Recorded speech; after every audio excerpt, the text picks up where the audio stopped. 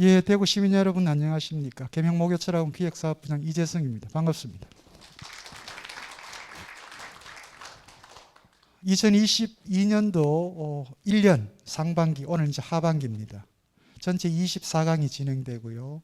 오늘 24강 마지막입니다. 여러분들 829회고요. 오늘 주제는 역사는 진보하는가라고 하는 아주 큰 주제입니다. 오늘 강연 주제가 시작되기 전에 저희 목요철학원 백승윤 원장님의 인사 말씀 듣고 진행하도록 하겠습니다.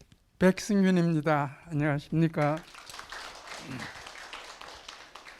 방금 이재승 교수님이 저 대신에 좋은 말씀해 주셨습니다.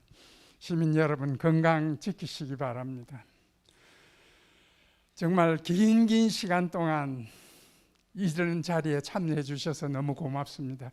저희들은 여기에 참여하시는 시민 여러분들에게 정말 존경하는 마음을 늘 갖고 있습니다. 보통 사람들은 이 자리에 참여하기가 쉽지 않습니다. 그럼에도 불구하고 여러분들은 더우나 추우나 관계없이 이 자리에 참여해 주심에 대해서 너무 고맙고 늘 존경합니다. 저희들도 시민 여러분들의 뜻에 따라서 게을리 하지 않고 최선을 다하도록 그렇게 내년엔 더욱 노력하겠습니다. 오늘 특강의 강좌를 이어주실 그 나종석 교수님은 차이와 연대라는 그 저서를 한 400~500페이지 되는 저서인데요. 오늘 나중에 이재성 교수님이 소개하겠습니다마는 정말 너무나 큰 저서였습니다. 그래서 철학상도 받고요.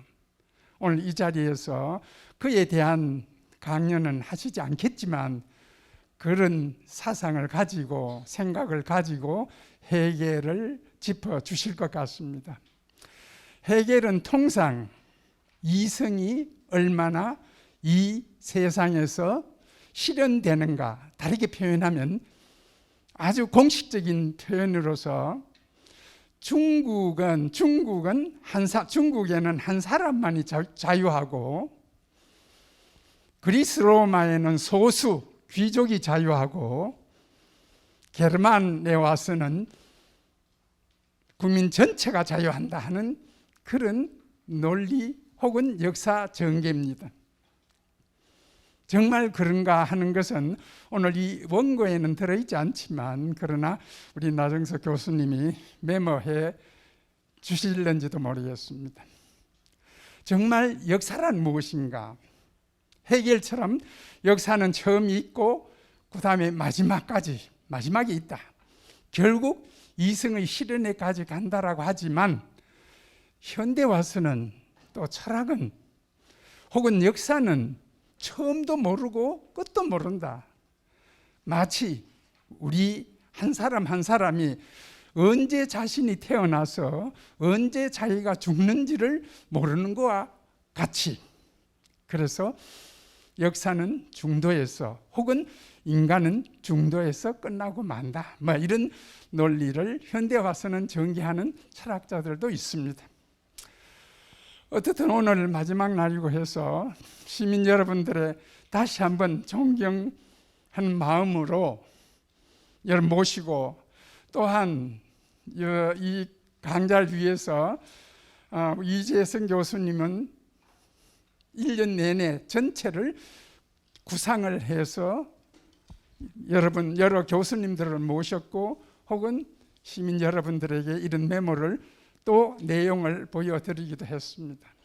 김영창 교수 혹은 그 밖에 오상택 교수님, 보이지 않는 곳에서 시민 여러분들을 위해서 헌신해 온 것에 대해서 진심으로 또 감사드립니다. 특히 우리 여기 유정은 선생님은 수화를 통해서 여러분들에게 전달은 하고 있습니다만 얼마만큼 그 결과가 이루어졌는지는 우리는 알 수 없습니다. 그럼에도 불구하고 지금까지 아주 성실히 수화 통역을 해 주셔서 감사합니다. 조금 전에 우리 나종석 교수님의 그 원고를 이 유정한 선생님 보시고 해결에 있어서 이성의 간지, 간계 이런 말이 다르게 나오는데 이 관계와 간지라는 말이 같은 말인가 그럼 다른 말인가라고 저한테 물어보셨습니다. 그만큼 이 전체 내용을 이미 읽고 오셨는 것 같습니다. 너무 고맙고요. 아무쪼록 이제 올해는 이렇게 보내고 내년에는 이제 코로나도 조금 숙지고 나면 시민 여러분들이 좀 자유롭게 어떤 동아리 모임도 하고 자치 모임도 해서 이런 일방적인 강의보다는 또 다른 한편으로 시민 여러분들 사이에서 상호 어떤 취미 생활 할 수 있는 그런 계기를 마련해 보도록 하겠습니다. 아무쪼록 추운 날씨에 늘 건강하시고 또 내년에도 이와 같이 늘 참석해 주시길 바랍니다. 물론 이제 다음 주까지 이어지긴 합니다만은 오늘 인문 포럼으로서는 끝이니까 아무쪼록 지금까지 도와주신 것에 대해서 감사드리면서 인사를 대신하겠습니다. 고맙습니다. 우리 나 박사님 발표할 게 있겠습니까? 선생님 지금 다 정리하신 것 같은데 한 5줄로 다 해버렸습니다. 큰일 났습니다. 예, 오늘 주제 역사는 진보하는가라고 하는 이 무거운 주제를 가지고 강연해 주실 나종석 교수님을 여러분한테 소개를 해드리겠습니다. 연세대학교 철학과를 졸업하셨고요. 한국외국어대학교 철학과에서 대학원을 마치신 이후에 독일로 유학을 가셔서 독일 에센대학교 철학과에서 철학 박사학위를 취득을 하셨습니다. 사회철학연구회 회장을 역임하셨고요. 연세대학교 국학연구원 HK 교수를 역임하셨고 현재 한국해결학회 또 회장을 맡고 계십니다. 아까 우리 원장님께서 말씀하셨는데 2007년에 나온 차이와 연대라고 하는 책인데 어떻게 보면 우리 나종석 교수의 아주 중요한 많은 책들이 나왔습니다만 그 중에서도 특히 이제 이 책이 나종석 교수를 우리 한국 철학계에 스스로 본인의 이름을 알리게 되는 아주 중요한 책입니다. 아까 철학상 말씀하셨는데 2009년에 대한철학회에 운제 철학상이 있습니다. 그 운제는 저희 백성균 원장님의 호입니다. 우리 선생님을 기리는 철학상이 대한철학회에 있습니다. 거기에 철학상 수상을 했던 게 바로 이 차이와 연대라고 하는 엄청난 책입니다. 그 다음 2012년에는 해결 정치철학의 통찰과 맹목이라고 하는, 그리고 이제 국학연구원에서 HK 교수로서 이렇게 활동하시면서 또 무려 1000페이지가 넘는, 이분은 책을 내면 항상 이렇습니다. 뭘 그렇게 쓸 게 많은지 감히 읽기가 부담스러울 정도로 엄청난 두께의 책을 또 이렇게 내셨습니다. 대동민주유학과 21세기 실학, 한국민주주의론의 재정립이라고 하는 엄청난 또 거대한 책을 2017년에 내놓으셨습니다. 그 외에도 수많은 번역서와 논문들을 갖고 계시고요. 한국에서는 해결철학회에서는 최고의 이론가로도 알려져 있습니다. 현재는 연세대학교 국학연구원 교수로 재직 중입니다. 오늘 829회 역사는 진보하는가라는 주제를 가지고 강연해 주실 나종석 교수님을 연단에 모시겠습니다. 여러분 큰 환영의 박수 부탁드립니다.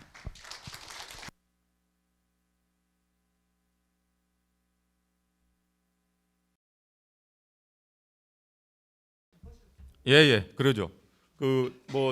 직관적으로 아시겠습니다만 썩 자랑할 만한 외모도 아니고 그래서 마스크를 써도 무방할 것 같습니다. 저 아까 소개해 주실 때 많은 칭찬을 곁들여 주셔가지고 좀 몸둘 바를 모르겠습니다만 잘 들리시죠? 지금 정말 이 뜻깊은 계명대학교 목요 철학 입문 강좌에 초청해 주신 백승균 원장님, 그 다음에 또 우리 이재성 선생님은 저하고 같이 해결학회나 이런 데 사회철학 연구회에서도 같이 활동하고 있는 동료고요. 또 2년 개인적으로는 제 지도 교수님의 지도 교수님 밑에서 학위를 하셨습니다. 그래서 여러 가지로 상당히 인연이 깊은 그런 학자로서 또 존경하는 학자로서 일하고 계신데 오늘 저를 초청해 주셔가지고 거기에 대해서 감사를 드리고 또 마찬가지 백승균 원장님께서도 말씀하셨습니다만 보이지 않는 곳에서 이 모임을 주선해 주신 특히 오상택 선생님과 제가 여러 번 연락을 주고받으면서 많은 고생을 하시는 데 대해서 깊은 감명을 받았습니다. 그리고 오늘 추운 날씨에도 불구하고 이렇게 여기에 역사는 진보하는가라고 하는 상당히 정말 어려운 주제이지요. 그런 주제에 대해서 궁금증을 안고 오신 여러 선생님들께 감사를 드립니다. 그러면 준비된 원고를 바탕으로 해서 그냥 제가 자유롭게 역사는 진보하는가에 대한 주제를 가지고 대략 1시간 정도 강연을 하도록 하겠습니다. 사실 제가 아까 소개했습니다. 2017년에 대동민주유학과 21세기 실학 1055쪽에 달한 책인데 왜 그렇게 많은 쪽수를 들여 쓰느냐. 예. 그 2탄이 제가 10월 22일 날 출판사에 넘겼습니다. 그것도 아마 1000페이지가 넘는 분량인데 왜 내년 3월 초에는 나올 것 같습니다만 왜 그렇게 많은 분량을 써야 되느냐 하는 것은 역시 어떤 그 아직은 정리가 덜 돼서 그런 것 아닌가.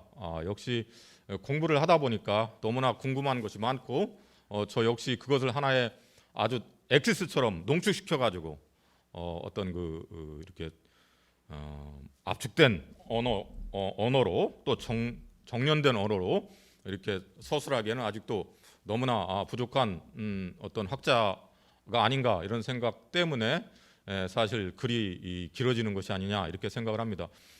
그리고 원래 이 역사는 진보하는가와 관련된 그 글을 제가 좀 더 보충을 해서 여러분들께 나눠드리려고 했는데 솔직하게 아까 말씀드렸던 그런 저서 문제 또 11월 달에 제가 또 학회에서 발표하는 과정에서 좀 너무 몸에 무리가 와서 그런지 그건 한 달 동안 사실 좀 많이 쉴 수밖에 없었던 그런 상황에 있어서 보충 글은 여러분들께는 드리지를 못했습니다. 오늘 그 보충된 글도 함께 섞어가지고 좀 말씀드리겠습니다만 아까 이재성 선생님도 말씀하셨듯이 이미 백승균 선생님이 해겔의 역사 철학의 어떤 역사 철학 달리 말하면 어떤 진보 사관이라고 얘기할 수 있겠죠. 또 역사 목적론이라고도 일컬어지는데 그런 역사 목적론의 기본 규정이나 어떤 근본 사상 주장 이것은 이미 말씀을 드렸고 말씀하셨습니다. 그런 것을 기초로 해서 그러한 생각들이 왜 나타났고 그러한 생각들이 갖고 있는 어떤 한계나 문제점이 무엇인지 이런 것들을 중심으로 한번 말씀을 드려보도록 하겠습니다. 그래서 이성의 관계와 정신의 화해하는 힘 이게 아마 오늘 제가 여러분들에게 드린 발표면의 부제인데요.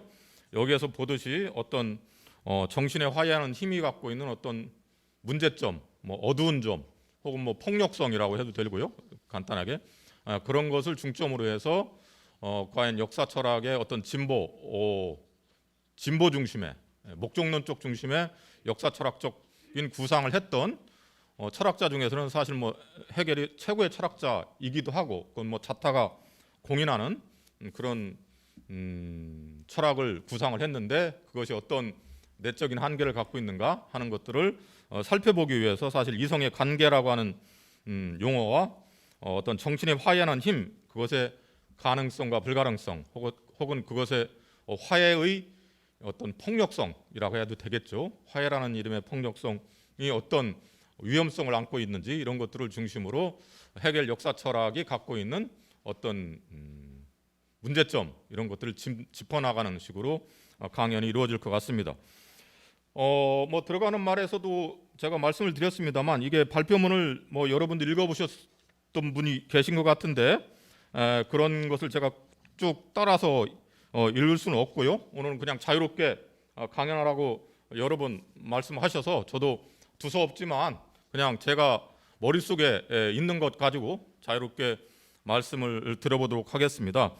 들어가는 말에서 제가 썼던 기본적인 문제의식은 그렇습니다.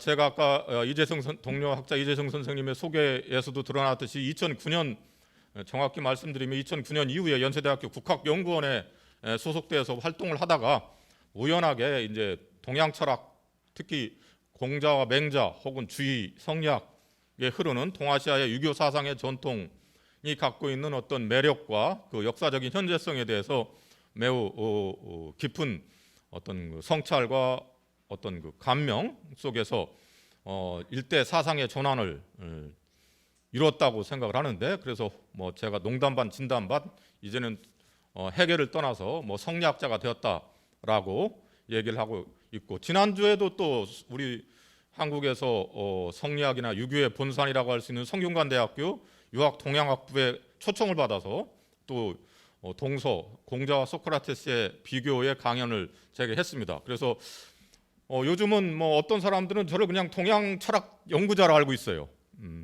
그래서 제가 그렇지 않다. 제가 원래 해겔 정치 철학, 역사 철학 전공자라 하면 좀 놀라기도 합니다.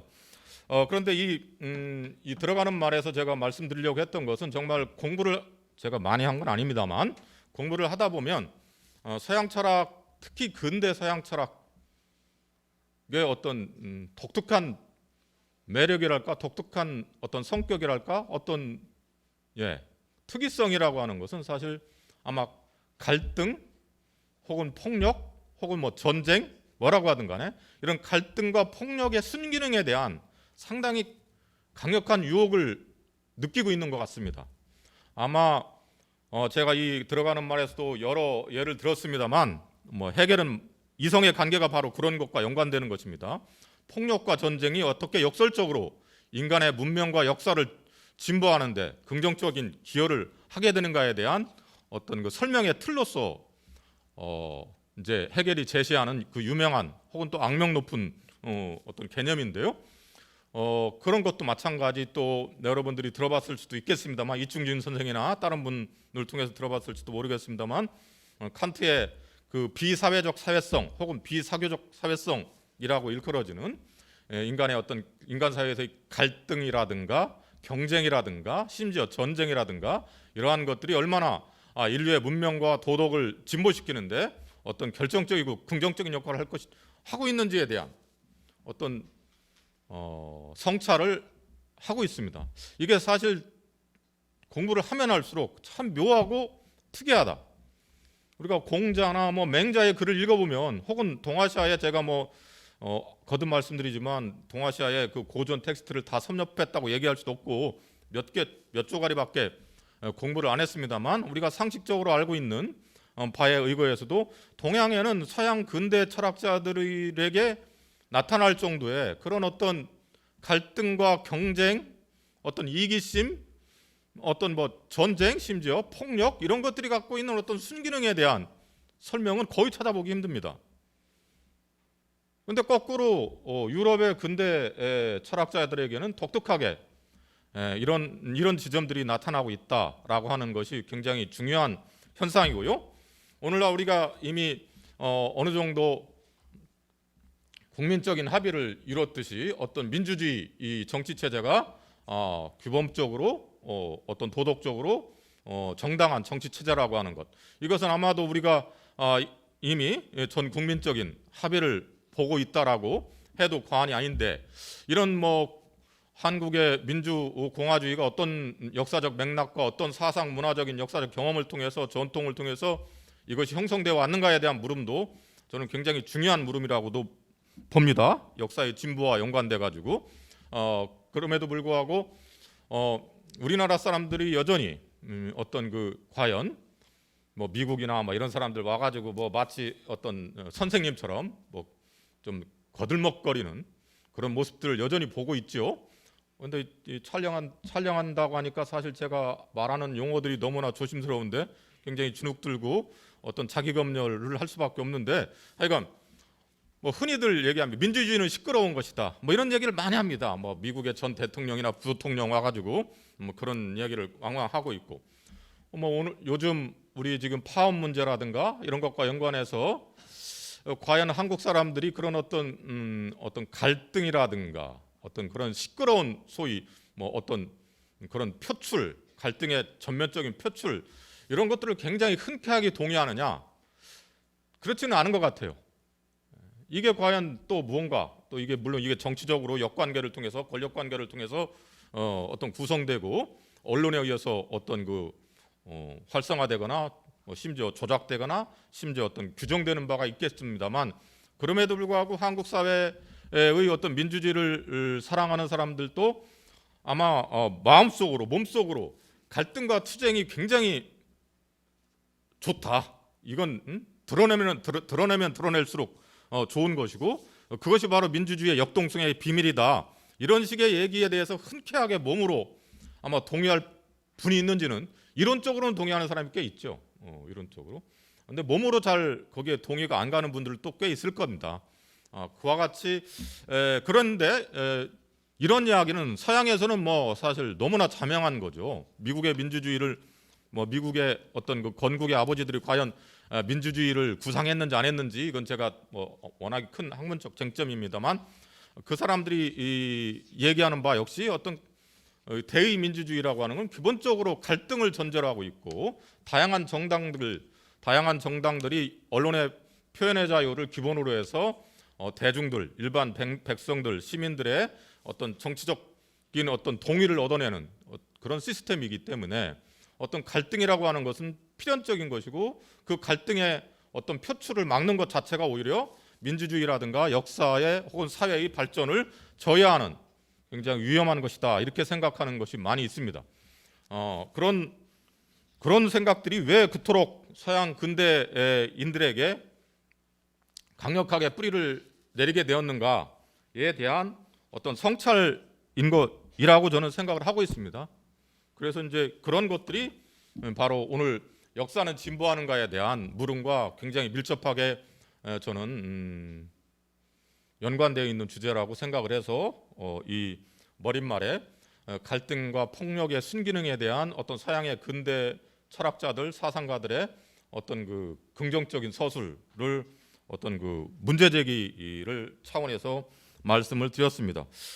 그래서 그런 어떤 것들을 주로 오늘은 헤겔의 역사 철학에 나타난 이성의 관계 혹은 정신의 화해하는 힘이라고 하는 두 가지 키워드를 중심으로 해서 설명을 드리고, 그것이 안고 있는 어떤 곤혹스러움, 어떤 어두운 면, 이런 것들을 좀 한번 같이 말씀드려보고, 그런 의미에서 역사의 진보성에 대한 어떤 신화적인 믿음이 굉장히 문제적일 수도 있다라고 하는 지점을 한번 여러분들과 함께 논의를 해보는 시간을 갖도록 하겠습니다. 그러면 왜 서양의 근대 세계에서 이런 역사에 대한 혹은 역사 철학적 질문들 혹은 이름하여 어떤 진보사관 이런 것들이 전면에 등장하게 되었는가 하는 부분을 간단하게 설명드리겠습니다. 이 부분은 발표문에는 없는 것입니다. 여러분들이 갖고 있는 발표문에는 없는 것인데 제가 좀 몇 가지를 중심으로 해서 간략하게 말씀드리겠습니다. 시간이 상세하게 설명하기에는 시간이 늘 부족하니까요. 그래서 가장 기본적인 것은 역시 많은 학자들이 이구동성으로 얘기하듯이 이 기독교의 어떤 종교의 역할의 어떤 강력한 영향력을 빼고는 사실 역사 철학 혹은 달리 말하면 역사 철학을 근대적으로 얘기하면 목적론적인 역사 철학, 역사 형이상학 뭐라고 얘기하든 간에 그런 사유 방식이 나타나게 된 어떤 문화적인 조건으로서 뽑으라고 한다면 주저없이 저 역시 어떤 기독교의 영향을 뽑지 않을 수 없다, 이렇게 말씀드리겠습니다. 그러면 역사 철학이라는 게 간단하게 뭐냐, 혹은 역사는 진보하는가라고 하는 건 뭐냐, 정말 아까 백승규 선생님도 말씀하셨습니다만 참 너무나 큰 이야기죠.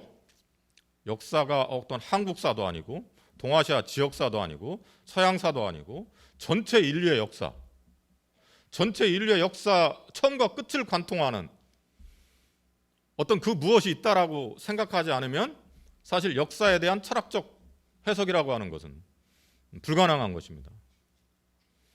철학이라고 하는 것을 여기에서는 좀 어떤 궁극적인 원리에 대한 탐구로 하는 의미에서 받아들여야 되겠습니다. 그러니까 인류 역사를 이끄는 처음과 끝을 관통하는 그런 궁극적 원리가 있느냐, 이런 질문이 제기됐던 것이 바로 서양의 근대인데, 그것을 가능하게 해줬던 것이 바로 기독교의 영향 때문이다.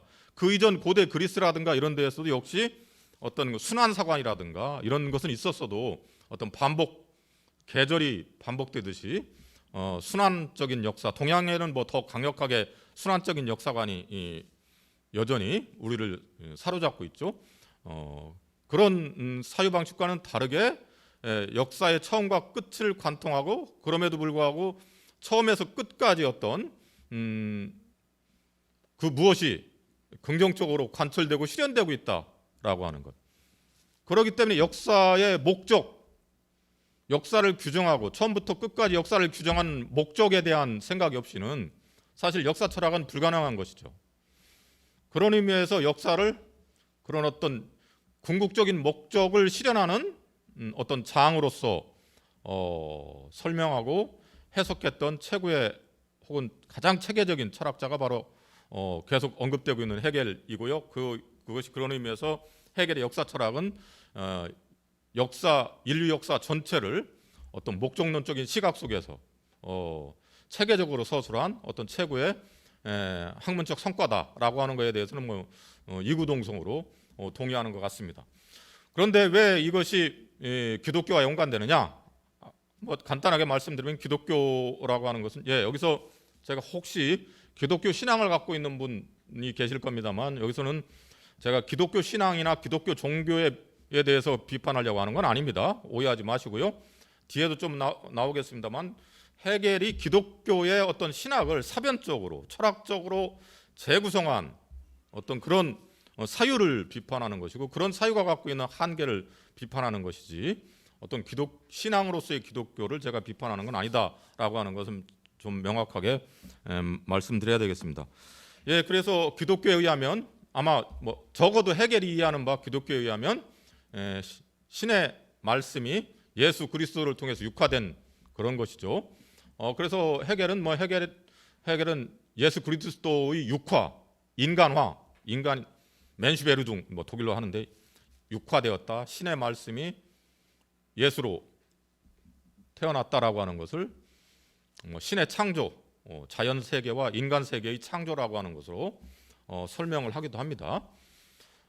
또 그 예수 그리스도의 어떤 탄생과 죽음, 또 그 부활이라고 하는 사건, 죽음과 부활이라고 하는 이 사건이 굉장히 저는 결정적인 의미를 지니고 있다고 생각을 합니다. 이것이 바로 뒤에 얘기하고 있는 정신의 화해하는 힘의 원형입니다. 성령을 통해서, 예수가 죽음으로써 부활을 해서 성령을 통해서 모든 인간이 교회의 공동체를 이룬다라고 하는, 성령의 공동체를 이룬다라고 하는 이런 생각. 이때 성령이라고 하는 것이 사실은 독일말로 하면 가이스트인데, 그 가이스트가 바로 헤겔의 말하는, 오늘날 말하는 정신입니다. 그러니까 헤겔은 그런 어떤 기독교적인 성령의 어떤 그 신학적인 것을 굉장히 세속적인 형태로 철학적으로 이렇게 발전시키고 있다, 이렇게 얘기를 해도 과언이 아니겠습니다. 그런 어떤 기독교적인 사상의 영향력 같은 것들이 굉장히 중요하지 않았는가? 그 이하에서 어떤 그래서 기독교를 통한 어떤 구원의 역사, 이런 것들이 역사 철학, 특히 목적론적인 역사 철학을 형성하는데 굉장히 중요한 문화적 자원이 되었다. 그 다음에 근대 세계에서 나타난 어떤 인간과 자연의 이원론적인 분리라고 일컬어지는 그런 의미에서 자연을 굉장히 어떤 쉽게 얘기하면 인간의 행복을 위해서 마음대로 사용해도 좋은 어떤 물질이라든가 자원이라든가 에너지원이라든가 이런 걸로 생각하게 된 것이죠. 이게 바로 또 굉장히 문제적인 것이죠. 그런데 이게 제가 자세히 설명드릴 수는 없습니다만, 뭐 심지어 흔히들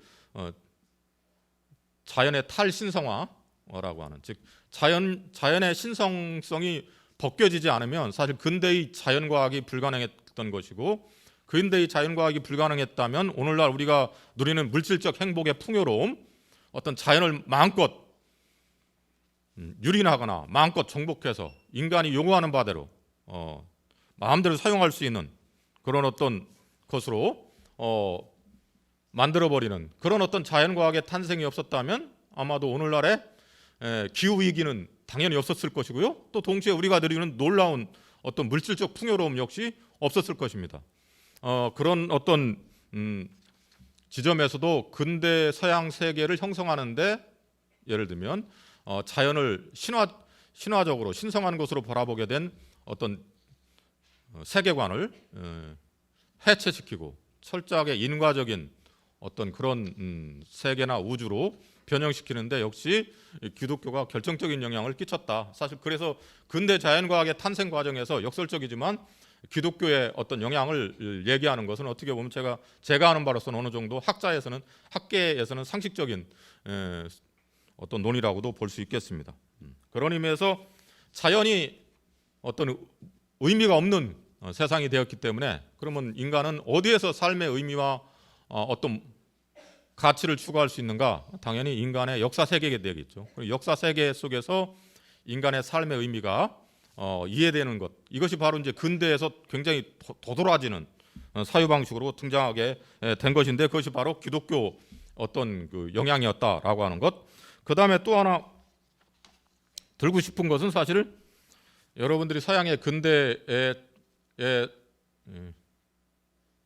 역사를 바라보게 되면 특히 뭐 해겔의 역사 철학에서도 마찬가지 가장 큰 주제가 아까 백승규 선생님이 말씀하셨듯이 서양 유럽을 통해서 게르만을 통해서 인류가 비로소 모든 사람들이 자유롭다라고 하는 것이 이제 확인되었다. 그리고 그것들을 제도적으로 보장하는 것이 바로 국가죠. 그런 의미에서 근대의 이성적이고 합리적인 국가, 이름하여 모든 시민들 적어도 그 국가의 구성원 전체의 어떤 자유와 평등 같은 것들을 인정하는 보편적인 권리를 인정하는 그런 국가의 탄생, 그런 의미에서 근대 국민 국가의 탄생이 굉장히 유럽 근대성의 특징이기도 합니다. 사실 그런 유럽 근대성의 특성과 관련된 근대 유럽의 국민 국가의 형성 과정에서 사실은 많은 학자들이 또 강조하듯이 전쟁과 폭력의 소용돌이 속에서 유럽의 근대 국민 국가가 탄생했습니다. 뭐 종교 전쟁은 말할 것도 없고요. 그 유럽 전체를 초토화시켰던 종교 전쟁이라든가 또 유럽은 근대 역사를 보면 정말 끊임없이 국가와 국가 사이에 어떤 경쟁과 갈등, 전쟁을 통해서 어떤 그 국가의 정체성을 확립하고 근대 국민 국가, 영국이라든가 프랑스라든가 독일이라든가 기타 등등 근대 국민 국가 형성 과정에서 바로 타 문화권에서는 찾아보기 힘든 전쟁으로 나를 지냈다고 해도 과언이 아닐 정도로 끊임없는 전쟁 속에서 역설적으로 근대 국민 국가를 형성시켰던 것이고 그런 근대 국민 국가가 바로 아까 우리가 얘기하는 바 오늘날 소위 인간의 어떤 자유와 어떤 생명과 안전이라든가 인권을 보장하는 제도적 장치로서 가장 중요하다라고 얘기를 하고 있습니다. 물론 이것이 갖고 있는 한계는 뭐 또 다른 문제겠죠. 오늘날 우리도 마찬가지 이태원 참사 문제와 연관해서도 이게 나라냐 혹은 나라다운 나라가 뭐냐, 나라라고 하는 것이 과연 국민들의 생명과 안전을 보호하지 못하는 그런 나라가 과연 진정한 의미의 나라냐라고 하는 의구심 같은 것도 들을 수밖에 없지만 하여간 적어도 근대 국민 국가가 자랑하는 바로서는 바로 즉 국가가 국가인 이유는 그 국가를 구성하는 모든 사람들의 자유와 평등, 생명과 안전을 보호하고 있다라는 데서 구하고 있죠.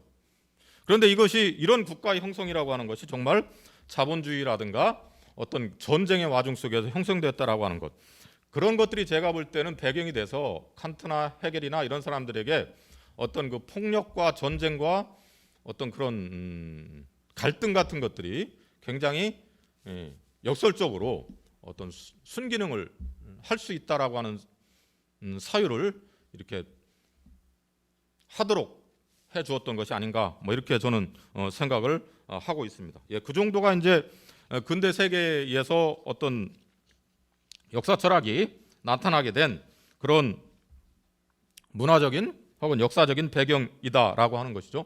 그런 의미에서 제가 얘기하려고 하는 것은 바로 헤겔로 상징되는 근대 역사 철학, 즉 목적론적 사유 방식, 즉 인류의 역사는 자유의 실현의 과정으로서 아까 백승균 선생님 말씀하셨듯이 동아시아 중국에서는 한 사람의 황제만이 자유로웠고 고대 그리스 로마에서는 몇몇 소수만이 자유로웠고 근대 게르만 세계에서 기독교를 매개해서 모든 사람들이 만민평등의 어떤 그 자유로운 어떤 평등한 인간관이 탄생했고 그것들을 제도적으로 국민국가를 통해서 보장했다라고 하는 그런 식의 어떤 역사, 이름하여 어떤 자유의 실현의 역사, 그걸 달로 말하면 헤겔은 이성의 실현의 역사 혹은 정신의 실현의 역사라고 얘기할 수 있겠죠. 그렇기 때문에 여기서 보듯이 이성 자체가 혹은 자유 자체가 역사의 궁극적인 목적입니다.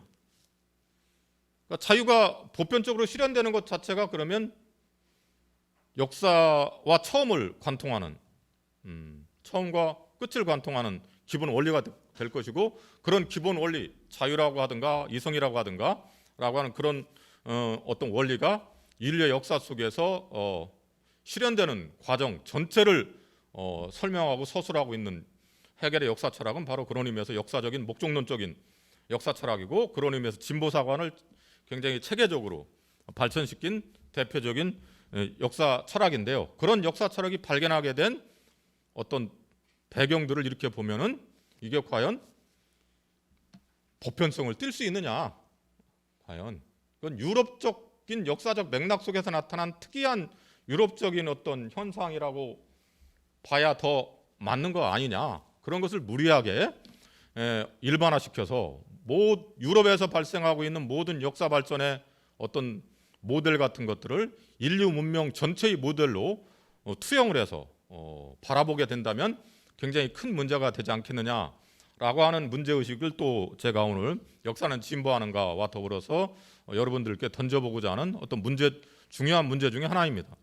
이따 혹시 시간이 되시면 질문을 할 때도 말씀드리겠습니다만 그래도 잠깐만 제가 목을 축이고 말씀 드려보도록 하겠습니다.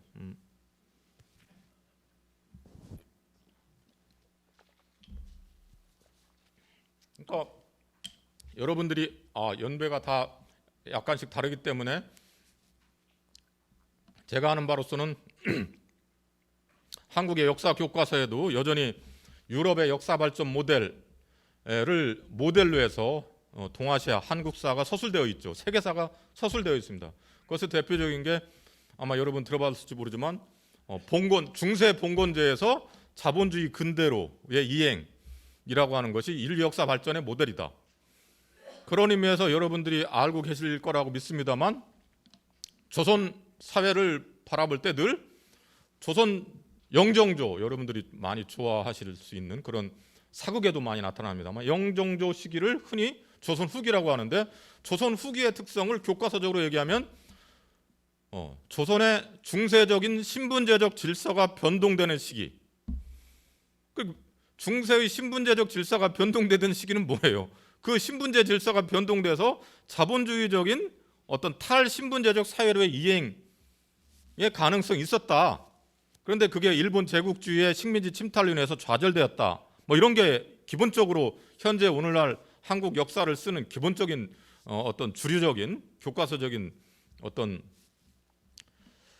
시각인데요. 그것 역시 굉장히 유럽 중심주의적 사유 모델을 우리의 역사에 그대로 투영하는 것이죠. 그래서 대표적으로 제가 자세히 말씀드릴 수 없겠습니다만 과연 조선 사회를 500년 역사를 어떤 그 중세적인 신분제 사회로 규정하는 것이 타당하냐라고 하는 건 오늘날 학계에서도 엄청나게 논쟁이 됩니다만 여러분들 한번 화두 삼아서 얘기를 해보면 이것만 말씀드리겠습니다. 유럽에서의 중세 봉건제 사회라고 한다면 신분제 사회인데 신분제 사회는 뭡니까? 신분이 세습되는 겁니다. 신분이 세습되는 거예요. 사회적 지위가 세습되는 겁니다.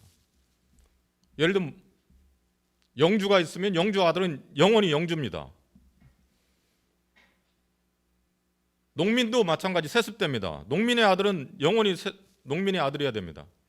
이게 중세 봉건제 신분 체제죠. 일본식으로 얘기하면 정치를 담당하는 사무라이 계층은 늘 사무라이 아들에게만 그 정치적 통치 계급의 신분이 세습되는 것이죠. 그런데 여러분들이 조금만 생각해 보면 알겠습니다만 조선에서는 그런 사회적 정치적 지위가 세습되는 경우가 없습니다.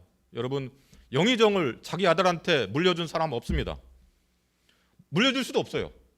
과거제를 통해서 자기가 영의정이 되든 말든 해야 되는 것이지, 시험을 통해서, 과거제라고 하는 시험을 통해서 능력을 거쳐가지고 그 사람이 물론 아버지의 후광이라든가 가문의 후광은 있을지언정 영의정 아들이 자기 아들에게 영의정을 물려주거나 판서라고 하는 지위를 자식에게 물려주는 경우는 있을 수도 없거니와 한 번도 없었죠. 그럼 도대체 조선의 사회가 어떤 의미에서 신분이 세습되는 신분제 중세사회라고 일컬어질 수 있는지. 오히려 과거제는 굉장히 근대적인, 아까 얘기한 능력에 따라서 사회적 지위와 신분이 상승할 수 있는 굉장히 진보적인 것처럼 느껴지기도 합니다. 또 하나는 여러분들이 또 반드시 알아둬야 될 것, 조선은 묘하게 노비가 많았습니다. 노비, 물론 노비가 과연 노예냐라고 하는 문제가 있습니다만 노비라고 하는 존재는 독특해요. 특히 한국 사회, 조선 사회에 있었던 노비 존재는. 그럼 노비 존재가 상당히 많이 있었거든요. 그럼 노비가 뭐 30% 혹은 심지어 어떤 때는 50% 이상 되었었는데, 그런 사회를 어떻게 중세적인 신분제 사회라고 할 수 있는가 한번 여러분들이 생각을 해보시기 바랍니다. 이것은 제가 이렇게 말씀드린 이유는 우리가 너무나 자명하게 생각하고 있는 유럽의 역사 발전 경로를, 즉 중세 봉건제에서 자본주의, 근대, 세계의 이행이라고 하는 유럽이 겪었던 발전 경로를 마치 모든 인류 사회가 겪어야 되는 그런 발전 경로인 것처럼 자명하게 생각하고, 그걸 통해서 우리의 역사와 전통을 바라보게 되면 굉장히 어떤 심각한 어떤 문제 상황에 도달하지 않을 수 없다라고 하는 걸 제가 말씀드리려고 하는 것입니다. 이건 역시 사실은 여러분들 직감하셨겠습니다만 헤겔이 얘기하는 바 어떤 과연 역사가 그런 식으로 일직선적으로 동양은 영원히 한 명만 자유로웠고 서양 근대를 통해서, 기독교를 통해서 모든 사람들이 자유로워지게 되는 그런 인류 역사의 보편사적인 발전 경로가 과연 있느냐에 대한 하나의 유력한 사실 반론이기도 합니다. 과연 그런 식으로 유럽의 역사를 인류의 역사로 이렇게 바꿔치기 할 수 있는가라고 하는 그것을 여러분 한번 생각을 해 보셔야 되겠습니다.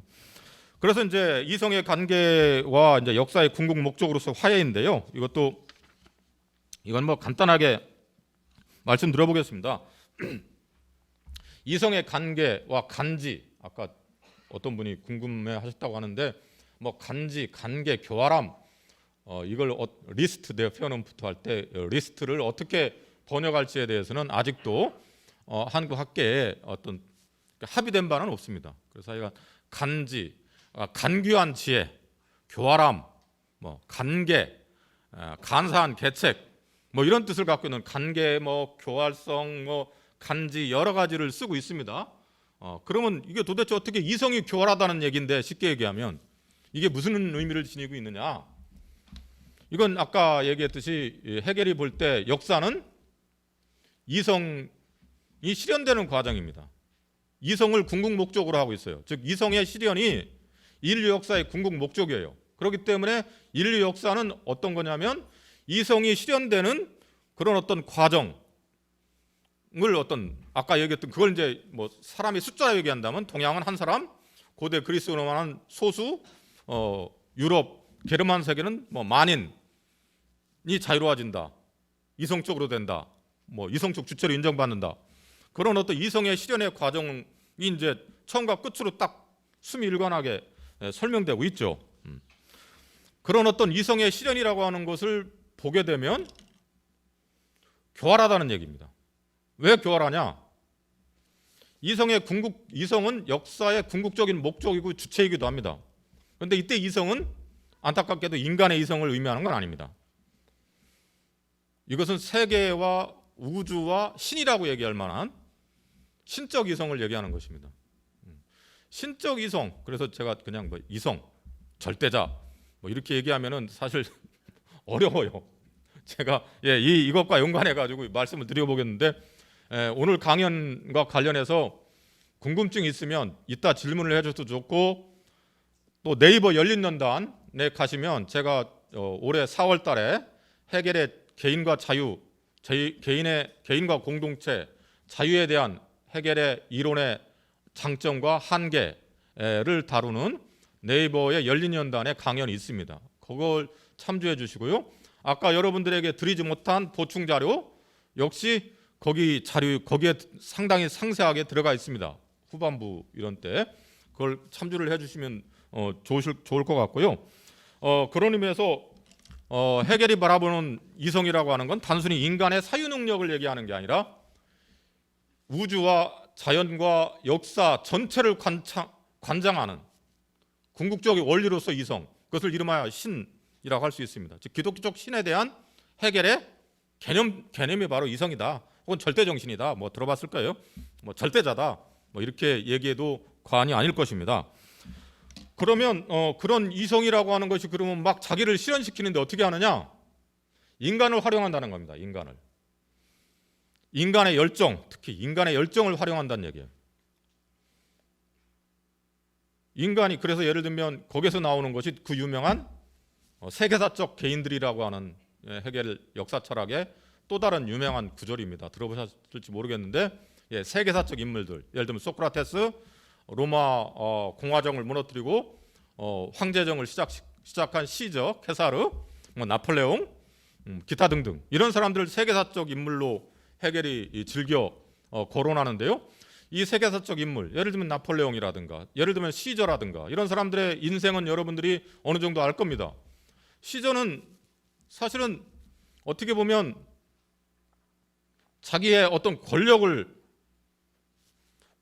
장악하고 또 정적이 자기를 죽이려고 하기 때문에 그 정적들과의 대립 속에서 살아남기 위해서 어떻게 보면 로마의 공화정을 무너뜨리고 황제정을 시작시킨 사람입니다. 그런데 역설적으로 해겔이 볼 때는 바로 그것이 로마 공화정이 로마 제정으로의 이행이라고 하는 어떤 역사 발전의 어떤 도구나 수단으로서 시저가 활용되었다라고 생각을 하는 것입니다. 그게 바로 이성의 관계입니다. 그러니까 이성은 이렇게 어떤 시저의 어떤 권력욕이라든가 어떤 자기를 유지하려고 하는 어떤 열정이라든가 이런 것들, 뭐 정복욕, 뭐 기타 등등 뭐라고 얘기하든 간에 그런 것들을 활용을 하고 수단으로 삼아서 이성은 늘 자기를 실현시킨다는 것입니다. 이게 굉장히 사실 납득하기 힘든 규정이라고도 볼 수 있어요. 그래서 해겔도 어떻게 도대체 이성의 관계라고 하는 것을, 즉 인간의 열정 활동과 어떤 신적 이성 사이의 관계를, 신적 이성을 목적으로 보고 그 목적을 실현시키는 수단으로서 인간, 세계사적 인물 이런 것들을 규정하는 것이 굉장히 커다란 오해를 불러일으킬 것으로 생각을 해서 굉장히 이 용어를 죽을 때까지 고민하는 걸로 알려져 있습니다.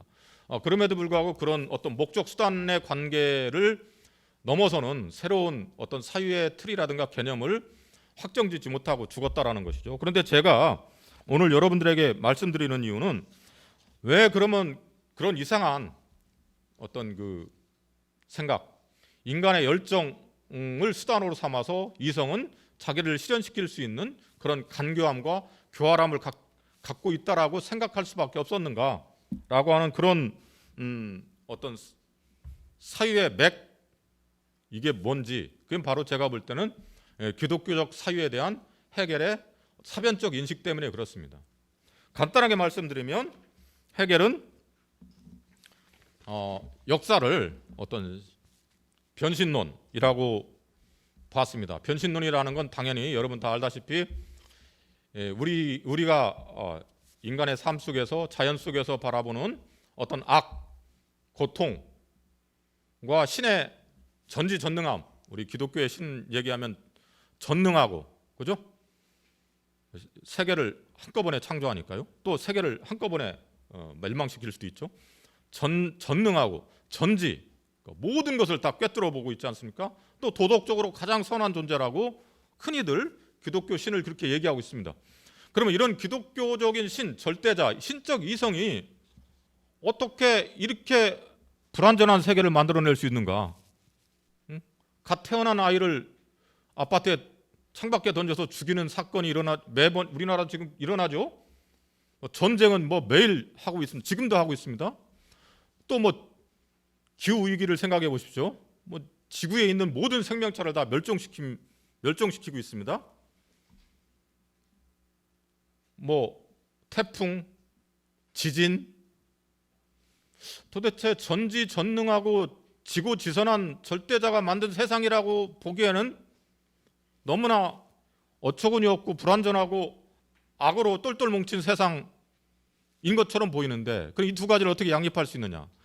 이것이 바로 전통적으로 변신론이라고 일컬어지는 어떤 주제였죠. 즉 신을 어떻게 변명할 수 있느냐? 어디에서? 우리가 경험하고 있는 악과 고통으로부터 신의 전능함과 전선, 신의 절대성을 어떻게 양립 가능한 것으로 만들 수 있는가라고 하는 것이 바로 변신론이라고 일컬어지는 신학적인 또 철학적인 아주 중요한 서양의 중요한 어떤 그 화두 주제죠. 그것을 해겔은 역사 철학을 통해서 해결할 수 있다고 봤습니다.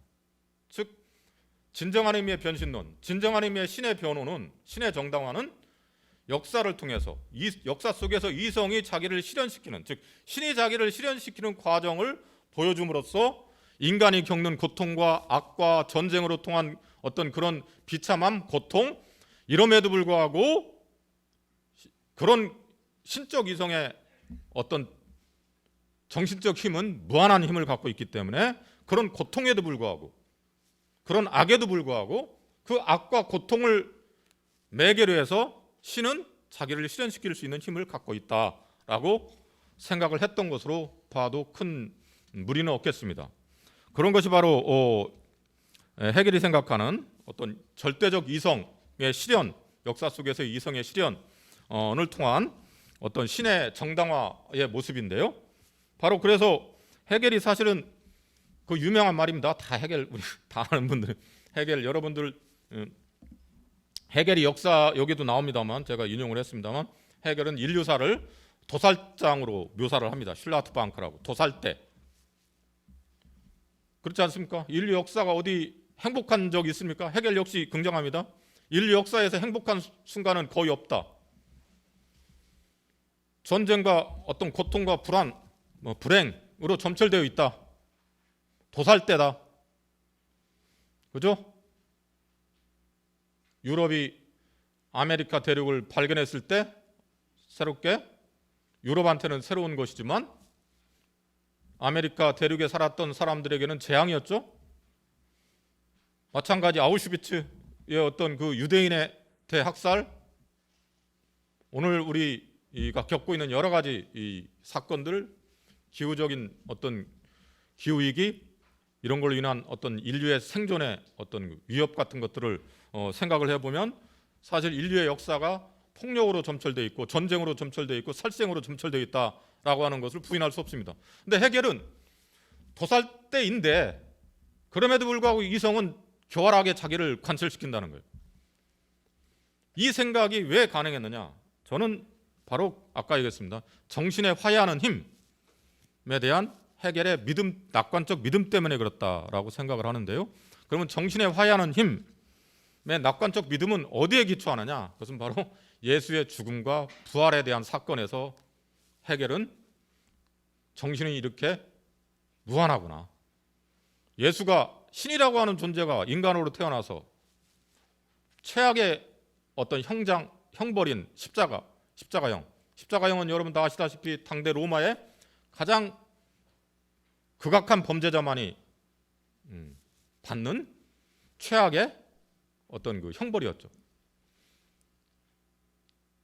그러니까 신이라고 하는 사람이, 신의 아들이 이 세상에 인간으로 태어나서 온갖 고통과 좌절을 겪고 죽임을 당했는데 그 죽임을 당한 예수가 부활을 했다.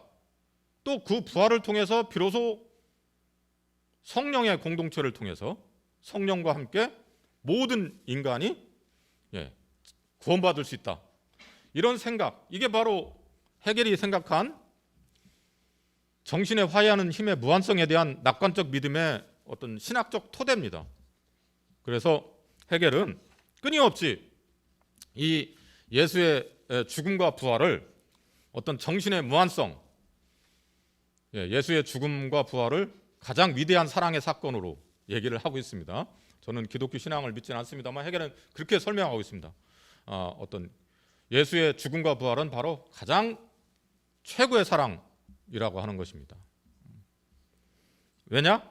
그 죽음을 통해서 성령으로 부활하셔가지고 성령을 통해서 모든 인간이 죄로부터 구원받아서 영생할 수 있는 그런 길을 보여줬기 때문에, 이런 사고방식 때문에 어떤 부정성이라고 일컬어지는 전쟁, 살육, 경쟁심, 이기심, 어떤 세계사적 인물이라고 일컬어지는 사람들의 어떤 권력욕, 야망, 이런 것들이 역설적으로 이성을 실현시키는데 하등의 장애물이 되지 않는다는 거예요.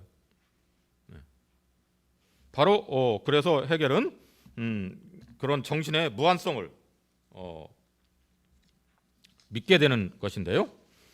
그런 것을 헤겔이 계속해서 강조하고 있다. 그러면 짧은 순간, 짧은 거지만 대략 한 5분이나 10분 정도에 이런 어떤 그 이성의 관계와 정신의 어떤 그 화해하는 힘의 무한성에 대한 어떤 헤겔의 낙관적 믿음이 굉장히 왜 문제적인가 하는 것을 간단하게 몇 가지를 통해서 살펴보도록 하겠습니다. 물론 이미 제가 두서없이 말을 하는 과정 속에서도 몇 가지가 언급이 됐습니다만은 제일 중요한 것은 이거죠. 고통이라고 상징되는 것, 고통, 불행, 전쟁, 악, 살육, 무자비한 살생들, 아메리카 원주민의 홀로코스트, 아우슈비츠의 홀로코스트, 이런 고통이 어떻게 절대적 이성의 실현에 긍정적 의미를 지닌다라고 설명될 수 있는지, 과연 온갖 고통과 불행과 이런 것들이 과연 헤겔이 생각하듯이 정말 의미가 있는 것인지, 아픈 만큼 성숙한다라는 등 이런 얘기가 있지 않습니까? 우리가 사춘기를 통해서 보듯이 헤겔은 그런 식으로 생각하는 것 같습니다. 인간이 정신적인 존재, 유한한 인간이 정신적인 존재, 신적인 존재, 신과 화해하기 위해서, 신과 하나가 되기 위해서 그런 고통을, 불행을 겪어내야 된다. 겪을 수밖에 없다. 그런 고통과 불행을 통해서 인간은 더 성숙한다, 더 정신적으로 고차화된다, 이런 생각을 하고 있는 것 같아요. 그런데 헤겔의 반대에서 우리가 이의제기할 수 있는 것 중에 하나는 바로 이 세상에는 무의미한 고통이 있지 않느냐, 과연 어떻게 모든 고통과 불행이 그런 긍정적인 것으로 환수될 수 있는가. 달리 말하면 설령 아우슈비츠의 600만 명의 유대인 대학살, 여러분 아시겠습니다만 그런 기록을 보면 상상을 초월하죠.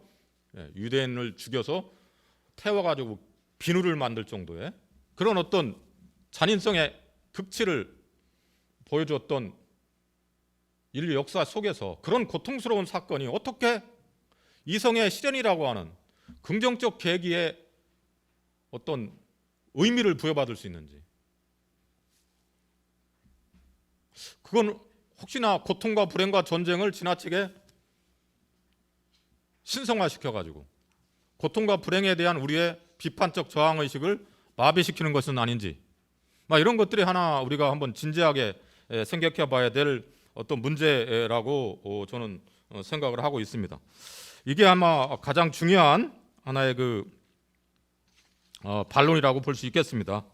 그래서 그런 여러 가지 어떤 이야기들이 나오는데, 기본적으로 제가 볼 때는 정신의 화해하는 힘에 대한 헤겔의 낙관적 믿음이라고 하는 것은 고통의 의미를 지나치게 신성화시켜서 무의미한 고통을 사실 간과하는, 또 고통을 미화시키는 그런 어떤 굉장히 위험한 결과를 가져올 수 있다라고 하는 지점, 그런 지점에서 바로 헤겔의 유럽 중심주의적 역사관이 바로 식민지 지배라든가 제국주의적 침략이라든가 아메리카 원주민들의 학살이라든가 이런 것들에 대해서 굉장히 옹호하는 그런 발언들을 끊임없이 헤겔 역사 철학에서 서술하고 있는 것도 바로 그런 폭력의 어떤 그 미화, 또 폭력과 전쟁과 잔인성이 갖고 있는 어떤 무의미한, 무익한 것들에 대해서 지나치게 소홀히 평가하는, 달리 말하면 폭력을 지나치게 신성화시키는 그런 의미에서 우리 인간 사회에서 무의미한 폭력에 대한 저항의 의식과 비판의 의식을 마비시키는 그런 어떤 어두운 얼굴을 헤겔의 진보적 역사사관은 갖고 있는 것이 아닌가라고 하는 것을 한번 제가 여러분들에게 얘기해 보고 싶습니다. 그래서 뭐 여러분들이 제가 문학을 잘 모릅니다만 뭐 전형적으로 도스토옙스키의 주제입니다. 이것도 사실은 도스토옙스키의 주제 중에 하나가 바로 뭐 갓난아기, 갓 태어난 아기가 온갖 고통을 받고 죽어갈 때 그 예를 들으면서 이반이라든가 이런 사람들이 과연 이 사건을 봐라, 이 사건을 통해서 어떻게 신의 정당함과 신의 전능함과 신의 어떤 지고지순함이 입증될 수 있느냐. 신이 정말로 정당하고 도덕적으로 최고고 전능하다면 그런 어린아이의 고통을 방치하는 것이 과연 당연한 거냐. 달리 말하면 아우슈비츠에서 600만 명이 죽어갔을 때 숨어있던 신은 도대체 신이냐. 심지어 헤겔처럼 그런 고통과 잔인함 속에서 뭔 이성의 의미를 찾을 수 있느냐. 그런 사고방식이 바로 가장 위험한 사고방식 아니냐. 그런 의미에서 레비나스가 바로 얘기를 합니다. 레비나스가 유대인 출신의 철학자로서 20세기 뭐 굉장히 헤겔 정신철학을 비판하는데 큰 어떤 기여를 한 사람 중에 하나인데요. 그래서 헤겔이 얘기하는 그런 어떤 정신의 무한한 어떤 화해하는 힘, 정신의 화해와 용서의 힘, 이런 것들. 그래서 모든 악이 용서될 수 있다라고 하는 헤겔의 이야기는 바로 레비나스가 볼 때는 정말로 위험한 것이다. 모든 악이 용서될 수 있다는 것은 모든 악이 허용될 수 있다는 것을 의미한다. 도대체 어떻게 모든 악이 용서될 수 있을까요? 라고 하는 질문을 던질 수밖에 없는 것이죠. 그렇다면 헤겔이 얘기하듯이 모든 악과 부정성은 없어지고 정신의 상처는 어떤 말끔히 치유된다. 사랑과 용서를 통해서 이런 생각들을 하게 된 어떤 헤겔의 어떤 역사 철학의 진보성, 이런 것들이 갖고 있는 어떤 폭력성이랄까요? 어떤 불충분성, 이런 것들은 어느 정도 제가 여러분들에게 설명드린 것 같습니다. 그 이외에 나가는 말에서는 사실은 제가 좀 생각하는 바 헤겔과는 다른 사유의 길에 대한 제 이야기 혹은 유대 사상가들과의 대화 속에서 제가 터득한 그러한 이야기를 설명했습니다. 간단하게 말씀드리면 헤겔과는 다르게 이성의 실패 가능성을 우리가 진지하게 고민해야 된다. 이성의 승리의 역사만을 구가하는 것으로 헤겔처럼 바라보는 것은 사실 절반의 진실도 되지 못한다.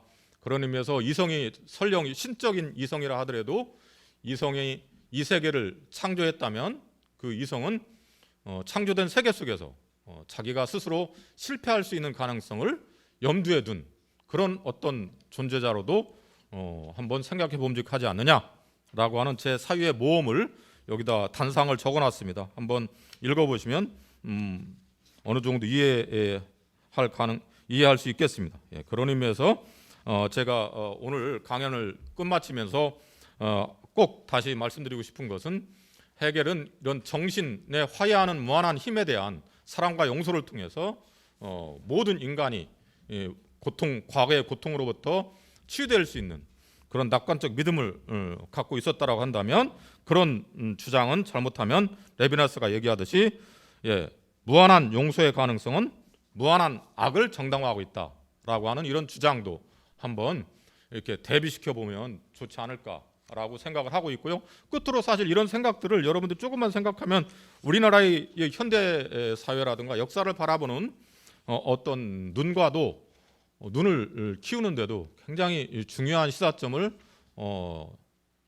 제공한다 이렇게 생각을 합니다. 이런 것들을 제가 염두에 두면서 쓴 글이고요. 그래서 이 정도로 제가 오늘 발표를 마치도록 하겠습니다. 부족한 강연 들어주셔서 감사합니다. 수고하셨습니다.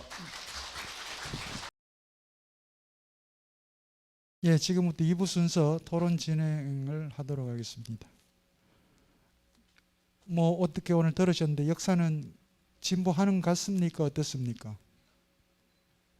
우리 강연 선생님 뭐라 그러셨어요? 결국은 헤겔은 역사는 진보한다고 얘기를 했는데 우리 강연 선생님은 그러한 역사의 진보라고 하는 그 낙관론적 사고가 문제가 있다라고 하는 우리 강연 선생님 문제의식이 이제 제기가 됐고요. 근데 아까 우리 강연 선생님 말씀하신 것 중에 조선을 이제 이렇게 비교를 하셨는데 우리 조선 사회를 우리가 서양식의 중세 봉건 사회라고 볼 수 있느냐라고 하는 문제. 이건 아마 식민사관 논쟁에서 계속 이제 이루어지는 문제이기도 합니다만 아까 영의정 자식한테 물려준다. 그건 직업이잖아요. 그러나 우리가 조선시대도 계급사회인 것은 분명합니다. 양반이죠. 그죠? 양반. 양반은 양반을 대물림하지 않습니까? 어떻습니까? 예? 왕은 당연히 세습하는 거고요. 양반도 세습이 되지 않습니까? 되죠. 그죠? 예, 영의정은 직업이니까 그거는 뭐 당연히 안 되는 거죠. 그거는 양반인 아들이 지가 또 능력을 발휘해야지 영의정이 되든 이조판서가 되든 하는 거고 양반이라고 하는 부분에서는 그런 의미에서는 신분제 사회, 계급 사회가 분명한 거죠. 그런데 노비는 어떻습니까? 노비의 문제도 마찬가지인데 양반 중에 노비가 되는 경우도 있죠. 그죠? 예. 왕족 중에도 노비가 되는 경우가 있습니다. 역모에 걸리게 되면. 다양합니다. 그죠? 서양 중세에도 일종의 그런 경우들이 가능하죠. 노예가 되는 거. 고대에서도 여러분들 전쟁 쳐가지고 이기면 그 이긴 나라의 국민들은 전부 다 노예가 되는 거죠. 플라톤도 한때 노예가 됐던 경험이 있으니까 등등. 이게 미세한 부분으로 들어가게 되면 사실 이게 비교하는 것들이 상당히 복잡해질 것 같기도 합니다. 우리 조선 사회를 중세 봉건 사회로 볼 수 있는 거냐, 이냐 아니냐 뭐 이런 것들도. 자, 그런데 이제 헤겔한테서 참 중요한 문제들은 오늘도 계속 거론이 됐습니다만 다양한 이 개념들입니다. 이성이라고 얘기도 하고 정신이라고 얘기도 하고 심지어 영혼이라고 얘기도 하고 세계 혼이라고 얘기도 하고 절대 정신이라고 얘기도 하고 절대 이념이라고 얘기도 하고 뭐 이렇게 많은지 모르겠습니다. 그런데 헤겔이 이렇게 많은 개념들을 여기저기 쓰는데 대부분 의미는 거의 똑같습니다.